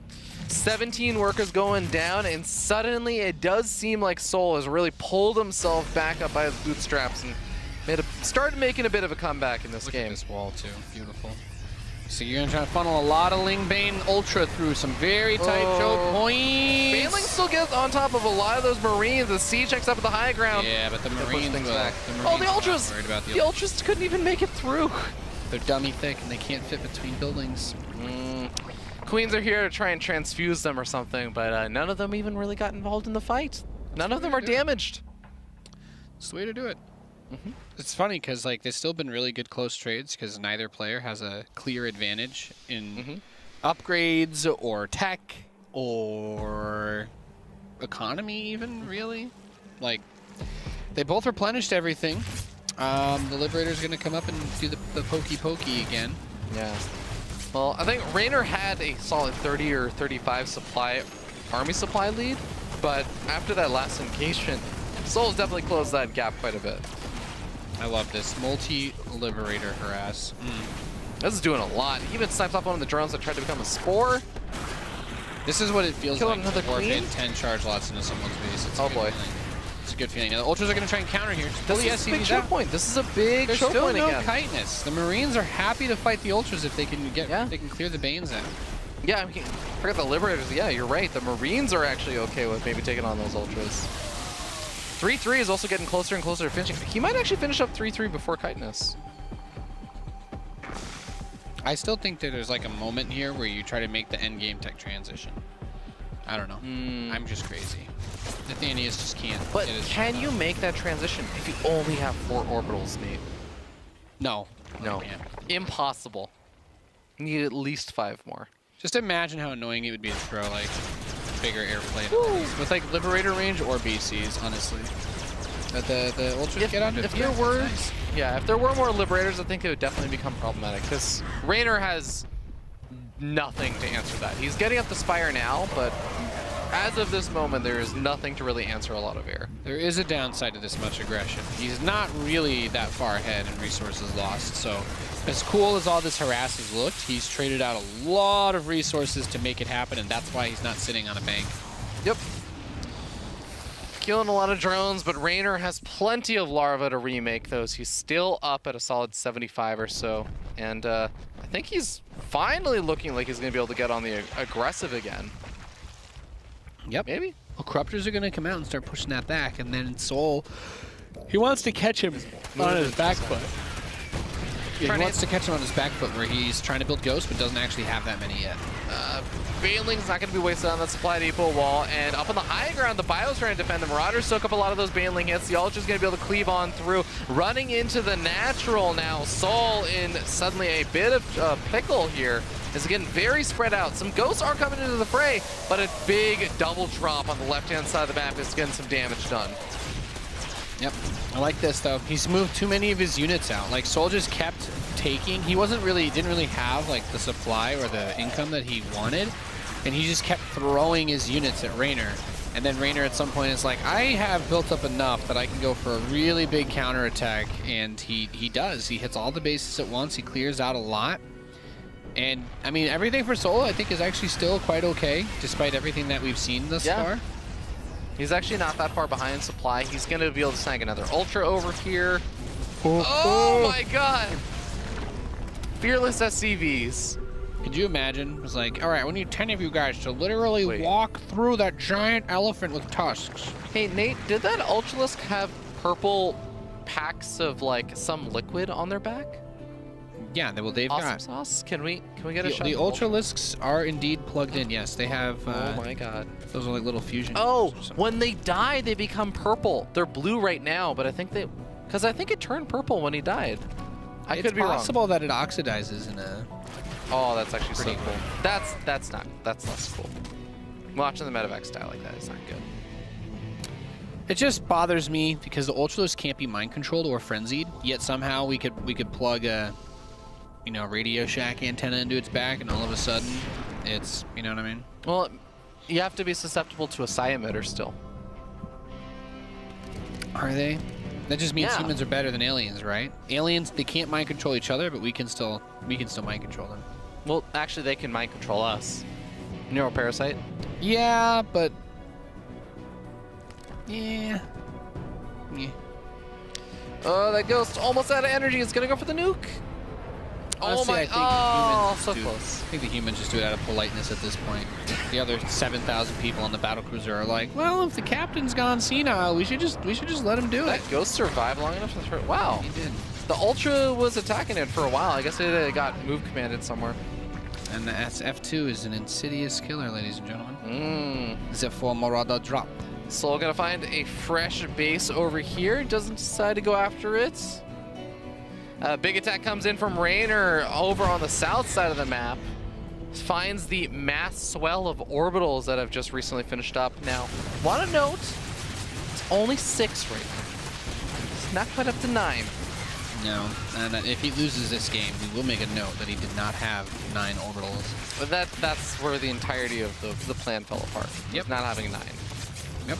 You might have 7, or actually he's gonna have 7 in a second. Might have 8 soon. But not quite 9. Watching an unupgraded Queen attack a Red Health Marauder for 20 minutes was the highlight of my day. That was the highlight of your day? Yep. Not like some of the nukes that hit the half of the army, or No. it's that specific moment right there. No. Okay. It's kind of like the inverse law of ninjas or whatever. When there's that many nukes, the hitting a nuke doesn't become, it's not as impressive. You know what I mean? Yeah, that's fair. Yeah, it's expected at a certain point. Yeah. But when there's only like one nuke and you kill like 11 Broodlords with it, well, Marauder run by? if you spend 3,000 resources, 3,000 minerals and 3,000 gas on nukes, and you're like, oh, I killed some Ravagers. I'm like, no, sorry, that doesn't actually. you land like 3 more of those, and then I'll be impressed. Well, Vindictus, NA, so we'll maybe see more NA. Well, actually, he's not really playing tomorrow. We'll see him next time. We'll see him in Montreal. We'll see him in Montreal. Okay, maybe. I'm pretty sure we will. Focus the Banes. Oh, good shot with the tanks. Ah! Awkward orbital. Or command center. At building armor. I love that the Oh, corruptors. oh, oh, A lot of ultras going down very quickly there. The Balins come in really late as well, and most of them die before they make range. Okay, that's a bit of a problem for Reynor, and now suddenly souL can reclaim a lot of ground here. Oh my god. I was saying though, I love that the corruptors have these little jetpacks on them. That resources loss is really good. Yep, no, the corruptor jetpacks look great. I've accepted. I've had too much fun casting this series where Terran was probably going to win 3-0. So I'm like, I already know the hate train threat is coming for me. So I'm just gonna fully embrace it. What an exciting match to watch. souL has played the most flawless Terran versus Zerg. I'm really, really happy for souL right now. I hope that he can close this out. I'm going to show a little bit of my caster bias because souL has been one of those players that I think has been hyped up for a long time by a lot of other players as being someone that is very good but then just never shows up in the tournaments. I also gotta defend this. I mean, I also do want to see Reynor pull something out here because, you know, 3 more games of this sounds awesome. 2 more games of this sounds awesome.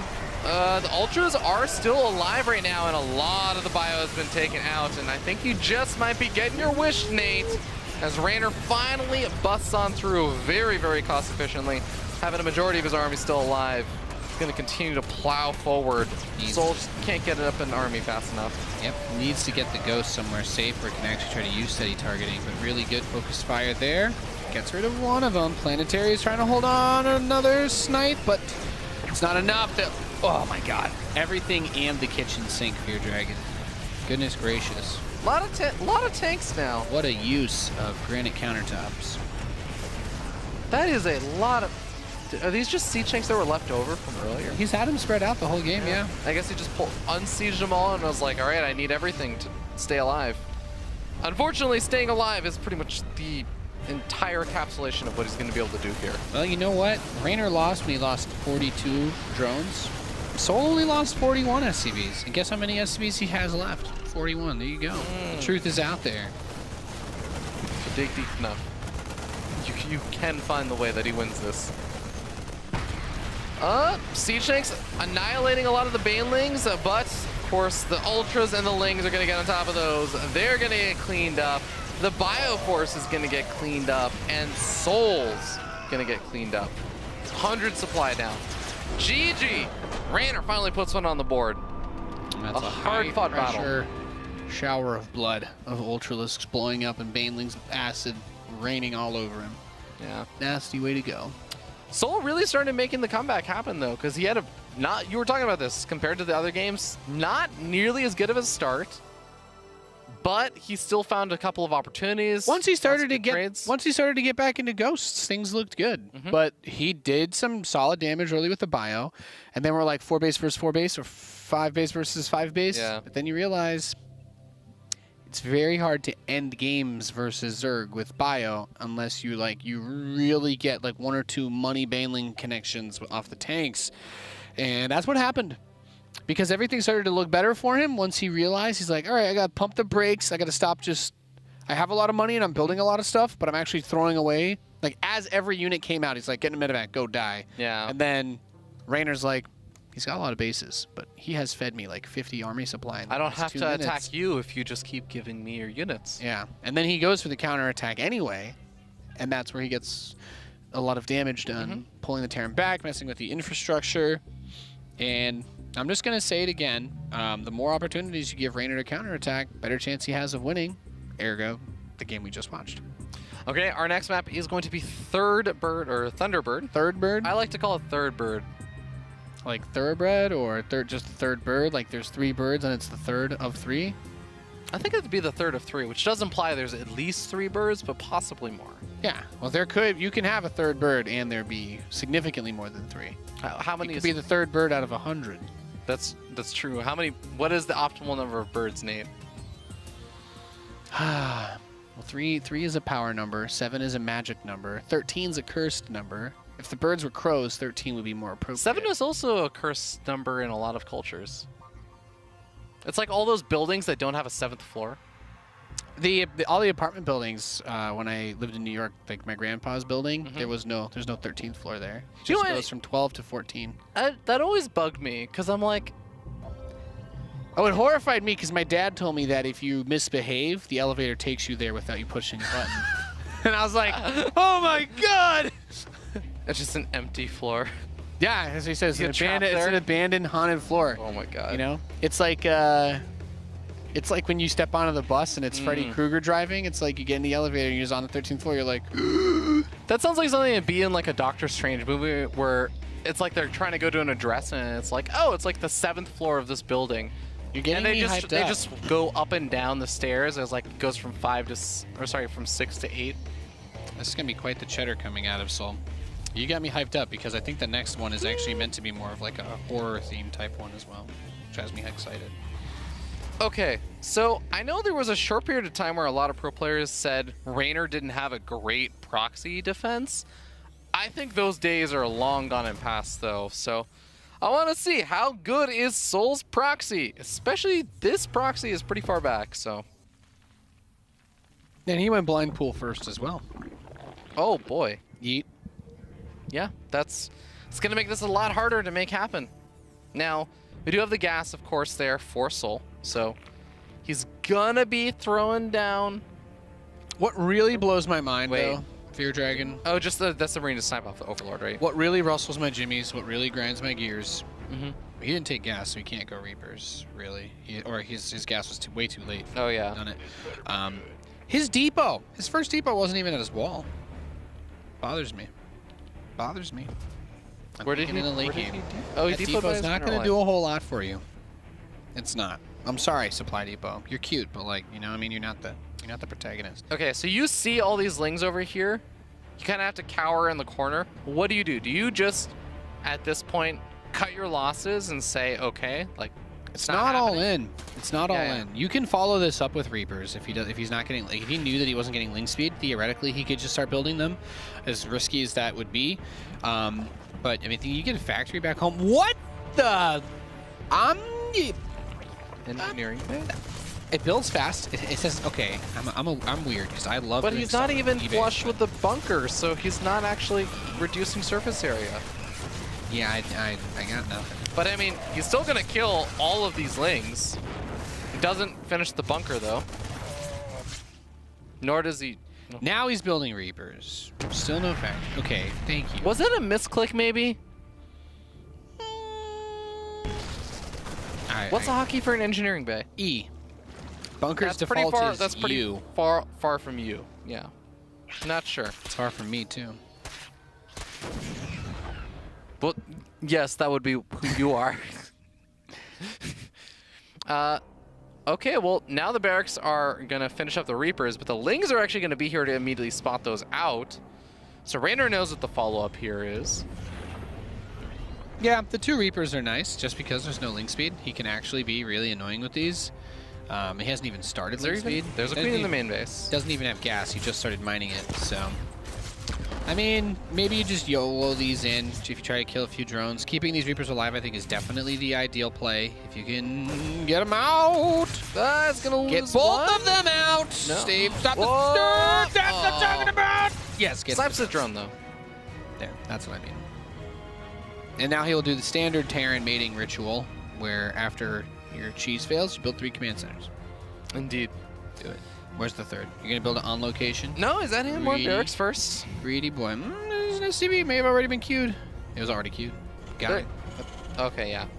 There it is. 3 CCs to the death of me. Now Did he build cancel queue. the other? He canceled the other barracks that he was building. There was Oh, a, like cancel- those cancel the holograms active that you the holograms you saw were the barracks going to land. He wasn't building it. Oh, okay. He instead landed them at the ramp though because he wants to That- win this game. I realize walling off is somewhat important on third it. bird. Do it. That is Yes! why. Wow, I'm getting your wish. Now, okay, Nate. Well, he decided he wants to win, so. From here, do you go into battlecruiser mech, or do you just go straight into bio again? BC synergize really well with mech. Mm-hmm. They're just I noticed that in the first game. they synergize really well, and I would I'm gonna go so far as to say that I would like to see Cyclone Hellion with it. I think Cyclone Hellion BC is stupid strong. Although if he goes for like that BC Ghost play, then I much prefer that because that looks really good. The thing about it is normally when people are like, one of my favorite conversations, people are like, oh yeah, well, mech's weak against this, why don't you just build ghosts? Well, ghosts are really expensive, just like every mech unit is, right? And ghosts take a while to build, just like all the mech units. However, if you go battle cruisers and you generate value out of them, the whole point is that you know, you pay the cost up front, and then you have like 6 army supply forever, right? You're not supposed to ever have to replace battle cruisers if you control them properly. So because of that, even though they are expensive, once you get the number of BCs that you want, and since you're not supposed to lose them, you don't really plan for replacing them. Yeah. But that money can go into stuff like ghosts as you start to trade your SCVs and build orbital commands. So that's a world where I like seeing it. Yeah, Ling barely made its way to the ramp, and you can see it actually did spot out the tech lab on the starport. Might reveal what the follow-up over here is, since I don't think Ravens are super common these days anymore. It doesn't, yeah, that's the thing. That's the thing about battle cruisers and why battle cruisers are good. Because as a Zerg player, what could be coming out of the tech lab starport? Banshee and Raven. And what would be the one that you would want to prepare for the most if it was going to be? Would be battle cruiser. Battle cruiser, yeah. And if you're good against BCs, you're good against Banshees, because the battle cruiser is you're getting up the spore. The battle cruiser fulfills the Banshee's role like way better than the Banshee. That's the only reason why I ever give Banshee crap on air is because the Banshee actually doesn't really have a defined role anymore, other than stopping some cheese, which Zerg players don't really do against Terran, and unless you play NA ladder. So all you gotta do if you prep for BCs, you're prepped for everything. So. I'd like to see a scan. There are the factories. Scan or right-click on this. Actually, I like the overload. Take the overload. That's not going to get transfused or anything, so. It costs a larva and 100 minerals. Grabbing overlords with VCs like that is always fun. Yeah. Shuts down a little bit of vision as well and makes it easier for that battle cruiser to run around later on. And he's going into armories. He's going to get Yamato much earlier this game, which I really like to see. 3 BCs is my magic number before you really double down on the mech. And then once you have a good economy, you go back into building battle cruisers. You don't want to overcommit on battle cruisers, mostly because some Zergs will do like the big roach attack and then you don't have enough BCs. Or I've played people who will just go like, you know what? Screw it. I'm going to just rush to 30 Corruptors and other units because I think you're going only BCs. And then if you go only BCs, you die. You die a horrible, painful death. Yep, seen that one.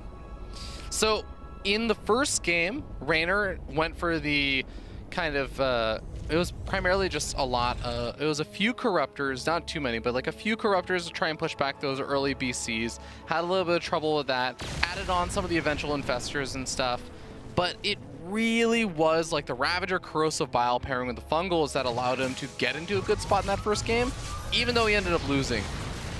That's not something you can rely on, right? Like just getting that kind of magical level of fungal growth and corrosive vials. I like this though. Stay. Don't fight the Corruptor. The Corruptor will be transfused. My personal philosophy using BCs against Zerg is the moment that your BC is only auto attacking a Corruptor, teleport out. Never trade versus Corruptor because you won't kill one, and you're gonna have to teleport back and repair. They are definitely gonna transfuse the Corruptor, which doesn't cost money. And a lot of Zergs will do this. They'll fly back across and they'll try to shark it out. They're like, where is it?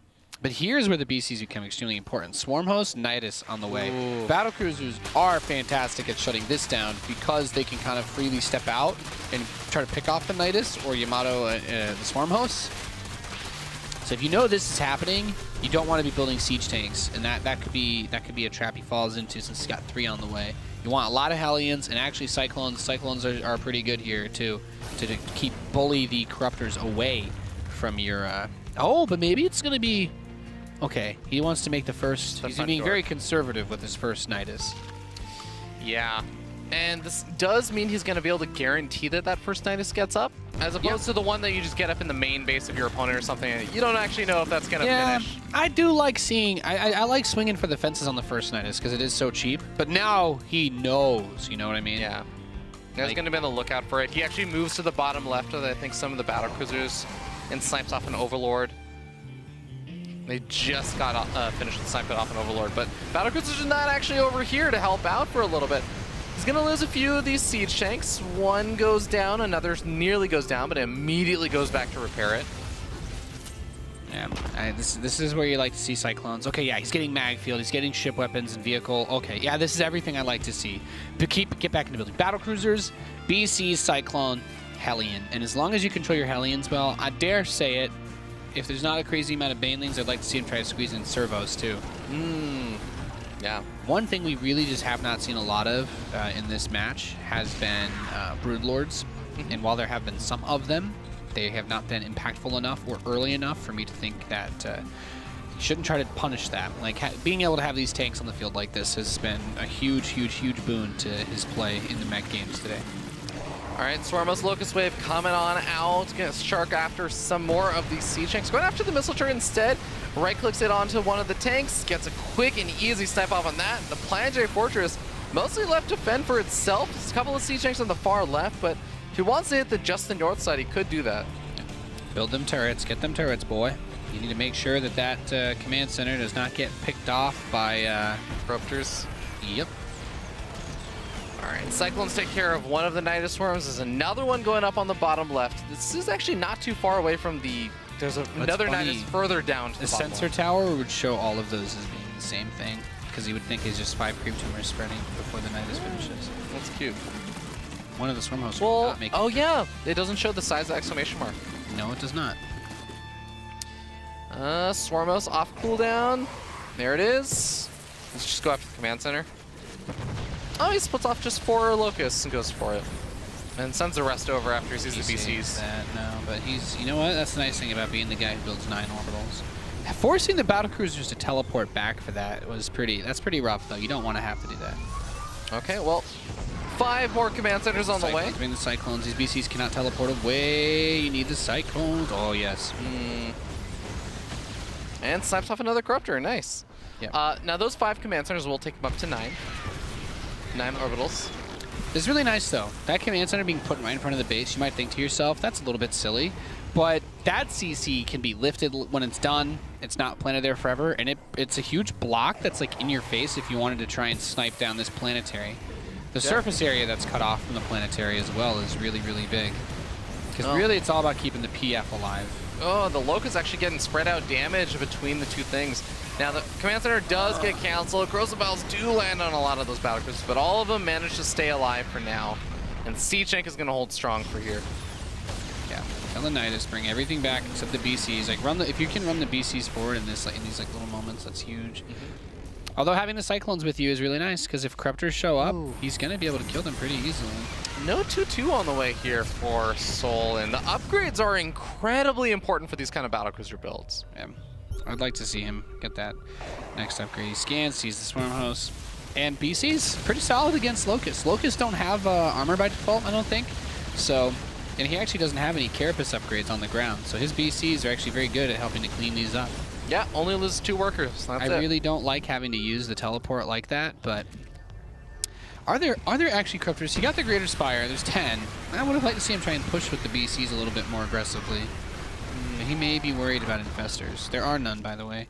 Another tank gets picked off. I have to say, though, this is a really, really nice map, and how souL is defending it to just secure your 5 bases. But souL is pretty broke, so the thing is, he's trading. You don't want to trade the Cyclone Hellion against these units because Ravagers are cheaper than Cyclones.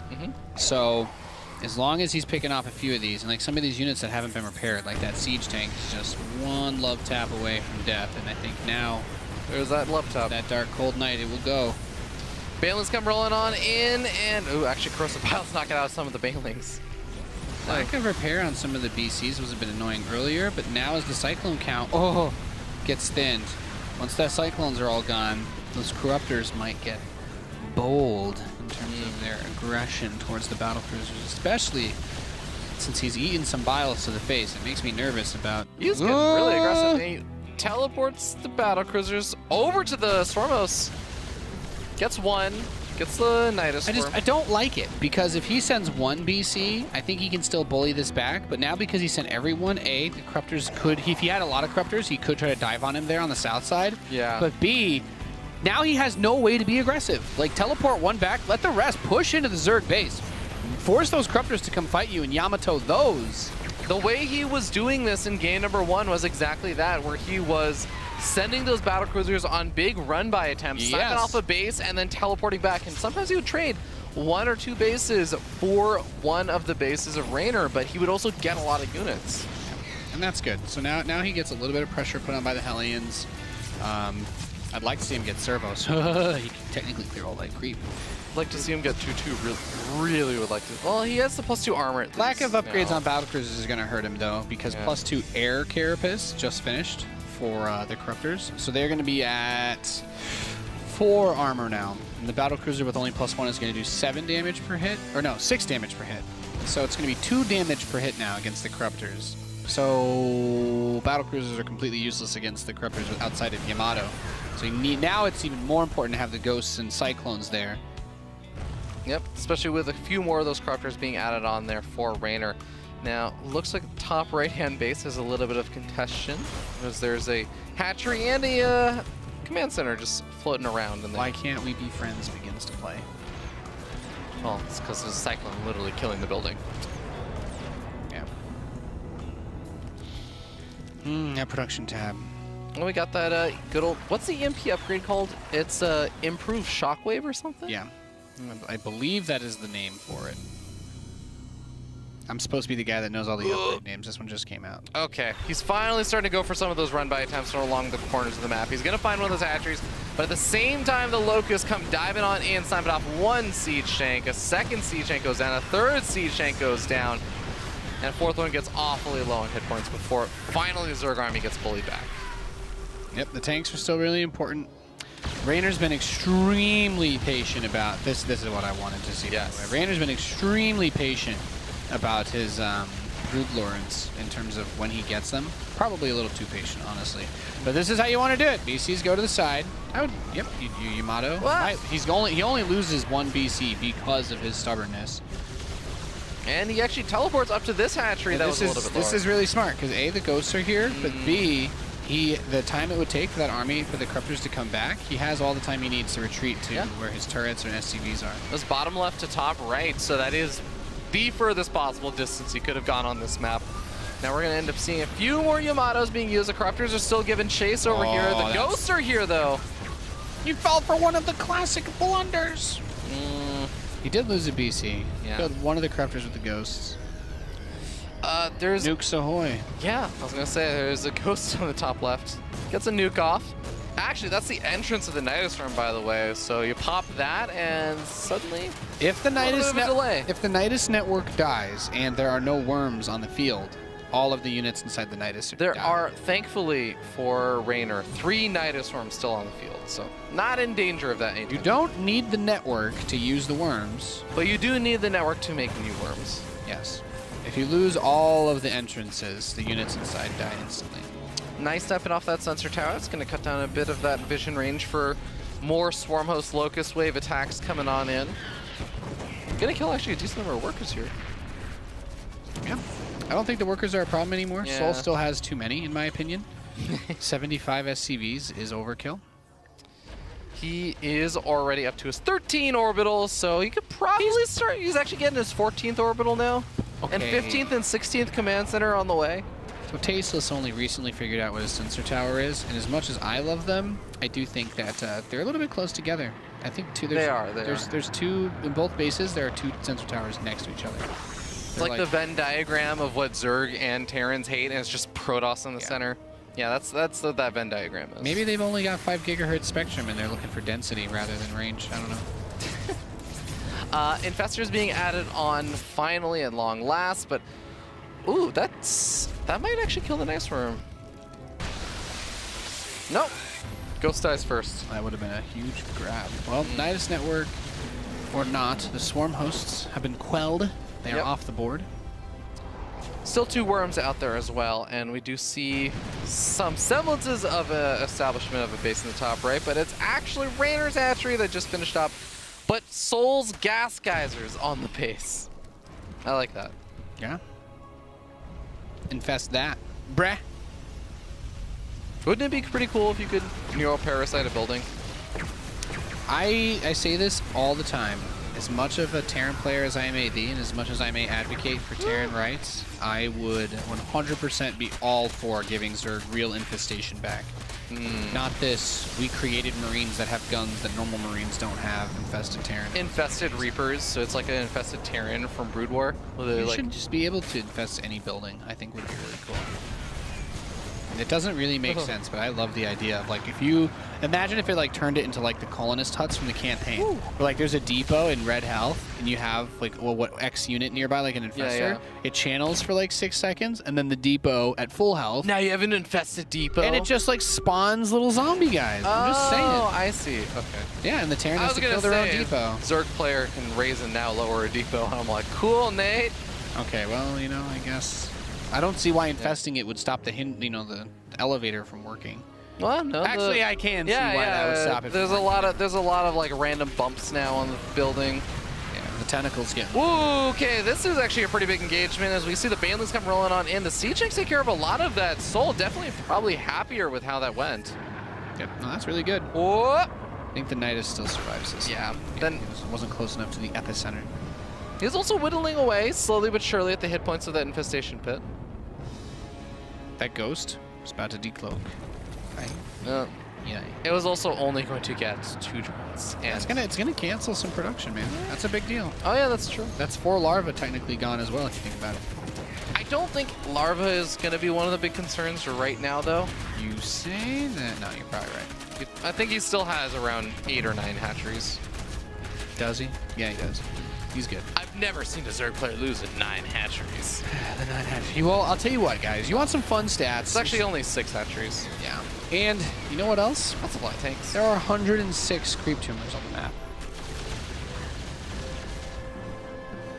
Just figured some of you would want to know that. I think that's a lot. As But someone it who actually- can't count, I find it very impressive. You can count.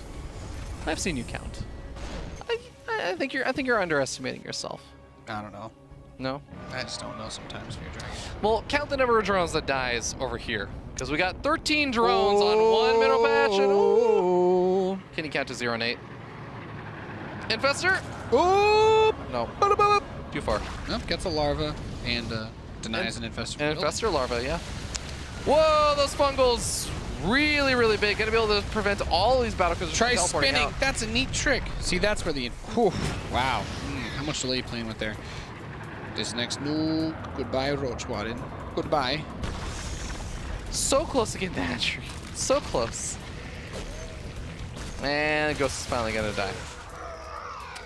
Bottom center base was also a little bit more congestion for the orbital. Gets sniped off by the corrosive or the caustic spray. That's how you want to use it, by the way. The infestors have to get fungals on the BCs when they're doing that, and then they can't teleport out. You just can't spam infested Terrans to kill them anymore. You have to do something else. The EMP, beautiful though. Whoa. Oh, I think that's the only fungal with this army. So yeah. I don't even think you siege up One here. more. You just attack That's move it. and start spraying. Yep. Pew pew pew pew. And those Brillos are going to go down. I do want to note that Soul traded out his top right-hand base to take this engagement, but also taking out a lot of the army supply. I think Soul's going to be okay with that. Yeah, no, I think he's feeling fine. Look at that. He even Raynor's built bank is gone. Medevacs. He's even got medevacs for all them. Guess what that bank is going into? Units that won't win the game. Corruptors, Lings, and Banelings. Burrow is also an interesting play here. I don't actually know what he would be aiming to get though, because all of the units are going to be so tanky. Ghosts actually tank Banelings pretty well. Yes, they do. He's going to try and drop a nuke in the midst of all of this. The absolute madman. He had a full energy ghost that didn't even cloak. There's the infested Terrans. Now here's what you Whoa. do. You just get the hell out of there. Can you teleport? Teleport out. Save yourself. Save yourself. Teleport. It was off cooldown for at least 1 or 2 of those battlecruisers. And these battlecruisers just running on it. No. Oh no, Soul! Reynor, I mean, this is Well, what, 70, 80 supply up now? Reminds me a lot about Thor's hair in the first 2 movies. You know, just overextensions everywhere. And I'm so... Not a fan. Time for a trimming. He had a good spot, but the thing is, he could have used that fight he won to secure that base and try to take the next one. Instead, he pushes way too far ahead onto creep, gets caught by the fungal, and loses all of his battle cruisers, which, if you remember, those are the units that we don't plan for losing. Why? Because we are now broke. Yep. Battlecruiser is pretty expensive. That's, what was it? 400 minerals and... It's 400 minerals and 300 gas for your dragon. That's a lot. That's a tiny bit. Yeah. So we're gonna see that souL will try and clean up this hatchery. Prepare but yourselves for game 5, ladies and gentlemen. Yeah, the Lings are gonna start coming in from behind. Snaps off one of the tanks. There's actually just a lot of Corruptor supply right now, but the Broodlord should guarantee souL is not gonna be able to make too much more progress on this side. He's building a Cyclone and tanks and Hellbats, But there Nate, are Broodlords on the With map. 12 orbitals, shouldn't he still have an economy? Wait, I he mean- actually really does not have as many mules as I would think for 12 orbitals. I think the reason why you build those orbitals isn't for mules, it's to scan, right? And here's the problem. This base was never really situated, so you're like, oh yeah, his income's about to spike up. Lol, pull up the income tab, awesome sauce. But then you also realize, well, he doesn't have an army, so defending that base becomes a little bit tricky. Corruptors. Goodbye, Command Center. Everyone in chat, wave goodbye. Goodbye. It tried to hold on. It did its best. That's all we can ask for. Now, mind you, Reynor is actually broke as well and doesn't have any mining bases. This game is very scrappy. Yeah. Wait, actually, he is mining like 10 minerals every couple of seconds. That would have been the sickest thing he could have GG. just done. Okay, he GG's out anyway. I was gonna say that's a funny moment where it's like the Corruptors all fly in. But Caustic Spray actually has like a 34-second cooldown. So after killing the command center, he had to wait a little bit. If only there were like 5 Widow Mines in the main base. If only there were like 5 Cyclones. That would also If he had finished a bunch of Cyclones, he could have just grabbed a lot of Corruptors for free. Well, souL is one of those players who I think does sometimes get in his own head. That's the reason why he oftentimes has not been able to perform, despite being a player that, again, I think a lot of other pro players have hyped up a lot. And now he has gone from 2-0 lead versus Reynor as the underdog to now it's 2-2. We're going to game 5. Nate, Well, first he I'm a played little worried. Bio. First he played Bio way too hard. All right, you threw a lot of units away. That last game, 100%. He had everything going for him.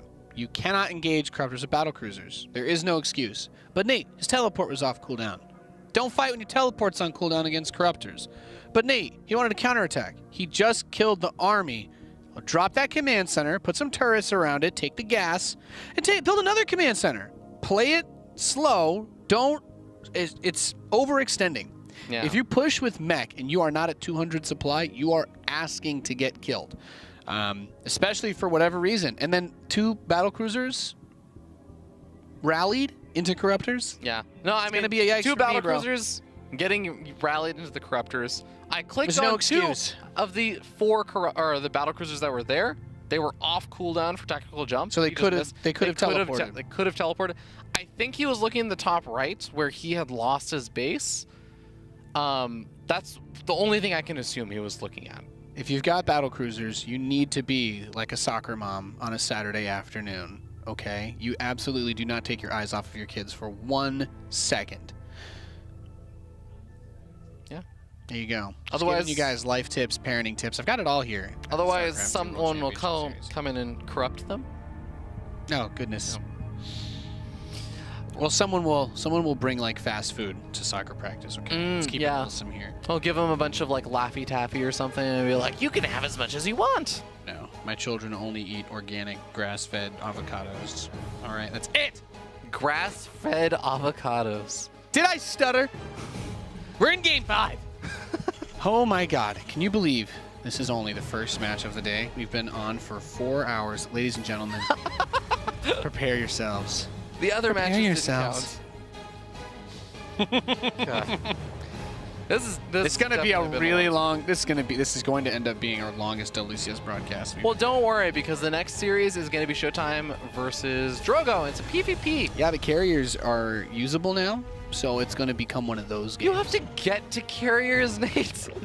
I think that the problem with PvP is not about your ability, is not about whether or not carriers would keep you alive. It's about could you stay alive to that point in the game that they would be relevant. I'm sorry, I didn't understand a single word you just said. In English, please, That's dear okay. Dragon. PvP be whack, yo. Okay, thank you. Thank you for clarifying. PvP is in an interesting state lately. I I guess we can. I'm gonna have to cast that match. I'm gonna get into it with cats, but you know, Yeah. I'm one of those people. You know me. I tell the same stories all the time because I can't forget which ones I've told. So I'm just gonna tell it to you again anyway. So Okay. you won't be there for the next match, but I resonate with the Protoss players. The PvP frustration in the early game is why I hate. It's the same thing in TvT. It's the same thing with like the Reaper builds and whatnot. It's not as bad. I'll admit. Yeah. Because you can blindly kind of counter Reaper cheese, but the limitation of build orders because of what your opponent can do, it's like you have to be ready for 2 adepts, you know, at any time at the start of a game, etc. Yeah. Since I'm not going to be on the next match, I'll just note that Showtime was seems like he was feeling pretty optimistic about it for the most part. I know that he had a bit of, it's so funny because every single time we talk about Showtime and we're like, you know, it doesn't seem like he's really getting the performance that we expect of him.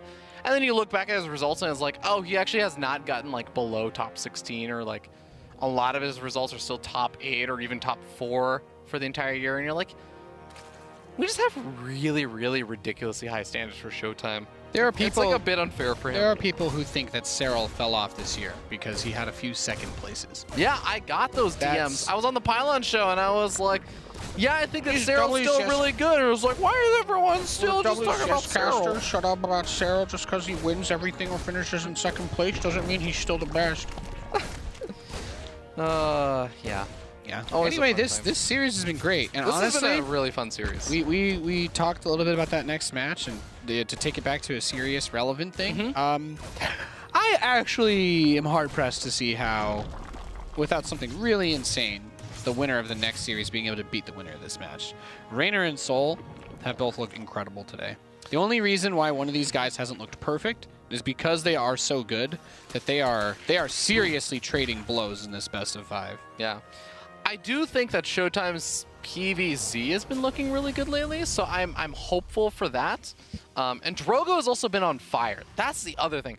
Drogo has been looking really good lately. I know he looks really handsome in all the promo pictures they put out and everything. Well, how can you play when you're so distracted by how handsome your opponent is? Exactly. Is that the only I was reason? gonna say, how can you practice when you're so distracted by every girl in France wanting to hit on you? Drogo's a handsome guy. I have to admit. Guy can't even go to a coffee shop without being asked on a date, and then all of a sudden, an hour of your time is gone. I could have played 11 PVTs where I 2-gate. Do you know what the solution is, Nate? Build a fusion core. Apparently, actually, yes. That is in fact the answer. Drogo should just build a fusion core like souL so he can go for another battlecruiser opening. And for now, that Reaper's just going to be getting some general scouting around, but we got a decent number of Lings coming out here for Reynor, getting ready to push back any Hellions, and he is going to be encountering that battlecruiser in a few minutes soon. He could do everything the same way he did last game, and he'd be fine, as long as he teleports the BCs out and never engage the Corruptors. If the Corruptors are over your main army, if you really want to risk it all, just yeet the BC into their main. Like, that can work. The time it takes the Corruptors, blow up everything in the main, force a big fight. Ooh, we've got a Nidus Swarm. And that is an early Nidus Swarm with a lot of Lings. This is no longer just for the Hellions. The reason why this is going to work is A, no wall? he's not really been walling the front, which is the big problem, because these Lings are, I actually think that engaging right now is a little bit of a mistake. Well, at the ramp, but you can definitely take on these Lings. Yeah. I think losing any of the Zerglings before the Nidus is ready is a mistake, because what you're doing is you're limiting the amount of... Because what he wants to do is Nidus in the main, but also attack the front and maybe pop another Nidus there. And you actually want to have that big swell of Lings. He is so ready for this Nidus Storm, it's not going to finish. Right? No, it's not. Yeah. And the Lings are at the front, so it's just like, there you go. Now the BC is going to finish, and a battlecruiser, one BC on its own at the start of the game can a Nidus network kill. But here's the 3,000 IQ plays. He didn't go for big Hellions this game. He made this transition very quickly into tanks, so he has a tank out. So you put a tank up front, good luck getting through that wall. Oh, it's the second wall. The biggest concern is going to be, the biggest concern in this situation is going to be, you just want to make sure you don't get Nidus in the main while you're holding the front. You want to get a tank up there. And the BC just yeeted, by the way, so it's in the third. Okay, yeah, starting to kill some drones and really forcing Reynor into an awkward spot. 3 or 4, now 5 of these queens have actually retreated home, so he's got a ton of queens to fall back on. that also means that the queens at the front door are not exactly super protected when the siege tank starts sieging up. Yep. No, this doesn't do anything anymore. Just make sure that you don't get caught in the main, and queens are not good at killing siege tanks. Fast fact for you here at WCS. That's actually quite a slow fact, because queens are so slow at killing them. Yes. You look Damn it. like you are in so much pain right now. You're right. I think that is my most successful pun so far. Not even a pun. You're doing a good job. You're doing a good job Oh, here. Greg. thank you, Nate. You're looking pretty handsome yourself. It's good to have you back. There was a dude with a Protoss tattoo here and everything. I was really scared. How do you know I don't have a Protoss tattoo? My sleeves just aren't rolled up. Have you ever seen me in a t-shirt? I haven't. I've only You ever actually, seen you in you a actually three-piece have suit. not. I can say that. I've only seen you in dress clothes or hoodies. So Yeah, that's actually true. Just like this battlecruiser is truly getting a decent amount of damage done. 5 workers killed, forcing these queens to all return on home. Battlecruiser has tactical jump off cooldown. He just used it. Did he just retreat home? Yep. He did. well, this Repair is on an up. easy breakout. It's not even roaches that were in this worm, Yeah. right? It's just queens and lings. Like with this many hellions, you should be 100% fine to just clear it all out. Little preemptively trying to mine from the third base with the lings over there. So he loses a few workers, but the Hellions will roast and toast all of those lings that are on that It's side. like, yes, there's another worm. Is but that Nidus worm worth it? if I the guess queens Yamato's kill the not done. hellion, if the queens deal with the hellions, they can still fight the battle cruisers. When Yamato Oh, finishes, this is where it gets up. Teleport. I would teleport one. Yes, there you go. And Yamato it. he doesn't have Yamato yet. Smite it. Okay. He's going Oh, after don't shoot the overseer! Oh, he's misclicking. Well, he's still gonna get okay. it. Still time. Still okay. That was. Soul's like, I know that I can do both. I was sweating it. All right. I didn't believe in you there for a moment, but I was scared. And now he's gonna it's have 'cause I care Yamato. about you. It's only because I care about you. He's gonna have Yamato now. So these Nidus worms should not be able to get up anymore with how many battlecruisers he's about to have. 3 battlecruisers, all with Yamato available to teleport on. That ain't right. That's gonna be quite difficult. Now, I do like that Reynor tried to get so much creep spread going, but He's gonna try and He's- counterattack to is he actually gonna be able to get those creep tumors out in time? He goes after the Nidus worm first and doesn't scan again. Nope. Oh, but he might just scan and see all those creep tumors now. Well, he needs to. There's He- one outside range. The third is pretty open. Well, the Hellions could all technically hit it if they were to attack the right one. And they won't. Nope. Oh, but he's gonna scan for the rest of them? Uno mas. Maybe? One more time. No, he didn't notice. He retreated back. Bada bing, bada boom. Yamato one-shotting those queens. Backing up. Swarmhorsts are going to be next on tonight's. What's the name for like a three-course meal? I guess is that just the name of it? Is there a think it's called- fancier name for that type of meal where there are multiple courses? I'm trying to think of that. I don't think so. I mean, for multiple courses, yes. I think there's a name for like a 5-course meal. I don't know if there's a name for a 3-course one. Okay. Well, it doesn't really matter what number it is, but bring the BCs out. I like this. Yeah, burn out against Oh, the queens. missed the You should be able to see the transfuse. swarm hosts. Yeah. So one of the queens ends up going down Got a over there. blast. And the last queen, there's still 3 or so transfuse left over, but good damage. Now Drains all the energy. he knows that there are swarm hosts on the field. Magfield is on the way. Hellions and Cyclones. Good choices. Good choices aplenty. Well, there's no Nidus worms on the other side of the map right now, so Raynor's got to get some vision if he wants to try and go for those. He doesn't have any Overlords or anything, so it's just going to pretty much be where the Swarmos are right now that he's got the vision. So the Locusts are going to buy time Hellbats. while the Lings get in and the Roaches attack, I guess. I He gets all the tanks. What did the Locusts even dive on? He was on a mission for the Siege Oh my tanks. God. He accomplished it. Wow, he dove really far for those. And yeah, he got every one of the tanks. But that makes the Roaches and Ravagers and the Queens a bit more effective now, too, so need to be very careful. Yeah, Soul's base looking very, very barren right now. There's not a whole lot over here. You don't want to be building Siege tanks right now. You want to have had the tanks from the early game and be building Cyclone Hellion. And since he can't do that, well, that just hurts. Don't forget, at any point, he could ride an Overseer on the outside and try to get a Nidus in the main, too. Battlecruiser's moving up to the north side, so he does anticipate the location of those Get swarm those. hosts. Oh, Oh, so many of the I think all the Hellbats just died. That's all of them. the BCs are busy dealing with Mhm. Locusts, so Reynor seems like he's finally got the number of souL and has figured out how to handle this kind of pressure. Yeah. I mean, they're still growing in number. He's keeping them alive and everything, but just not having enough Hellbats, losing all those tanks to the Swarm hosts. Yeah, I really thought souL was set up so well after defending the next room so appropriately, but Reynor's really showing how good he can be against this. He hasn't been able to effectively use the battle cruisers in this game. It's been a big thing. Like the Roach Ravager just did such a good job. And also, like, he never really did a lot of damage with the BCs. He never did. The one move out that we saw past the start where he teleported across, he's dead. Yep. He traded out against Queens, and he could see the Swarm hosts, but that's the only reason I don't like Yamatoing Queens is because you can almost always get away from Queens. So they're going to try to bring something else, generally speaking, to deal with you. In that case, then you're like, yeah, I want to Yamato the Swarm hosts, or I want to Yamato the Corruptors, because those are the units that can actually, like, get rid of my battle cruisers, or at least, you know, they can break me on the other side. But I don't, I'm not feeling too strong for him anymore. He's trying to get a Raven out because he's thinking that if he can get a Dorito cannon onto the Corruptors, Then the battle cruisers get a +3 weapon upgrade.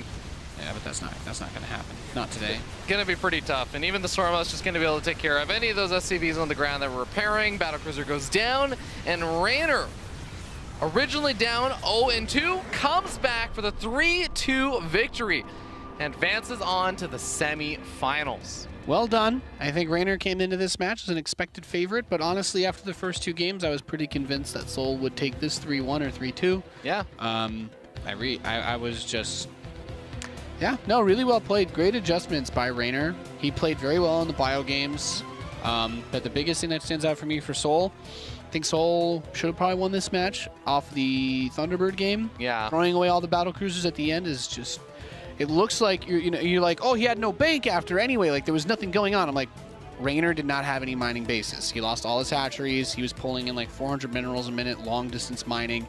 If you save all those BCs, the supply does. I mean, like the 7 BCs is like 42 army supply. So losing all of that really, really hurts. He definitely had a lot of opportunities in this best of 5 to close it out, but Reynor, great job, great tenacity. Yeah.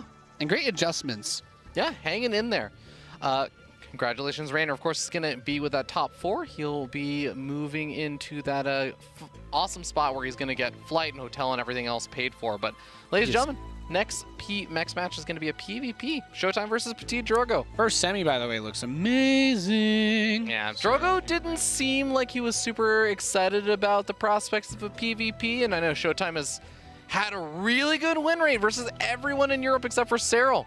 So we'll see who is going to be able to come out on top in that Protoss versus Protoss.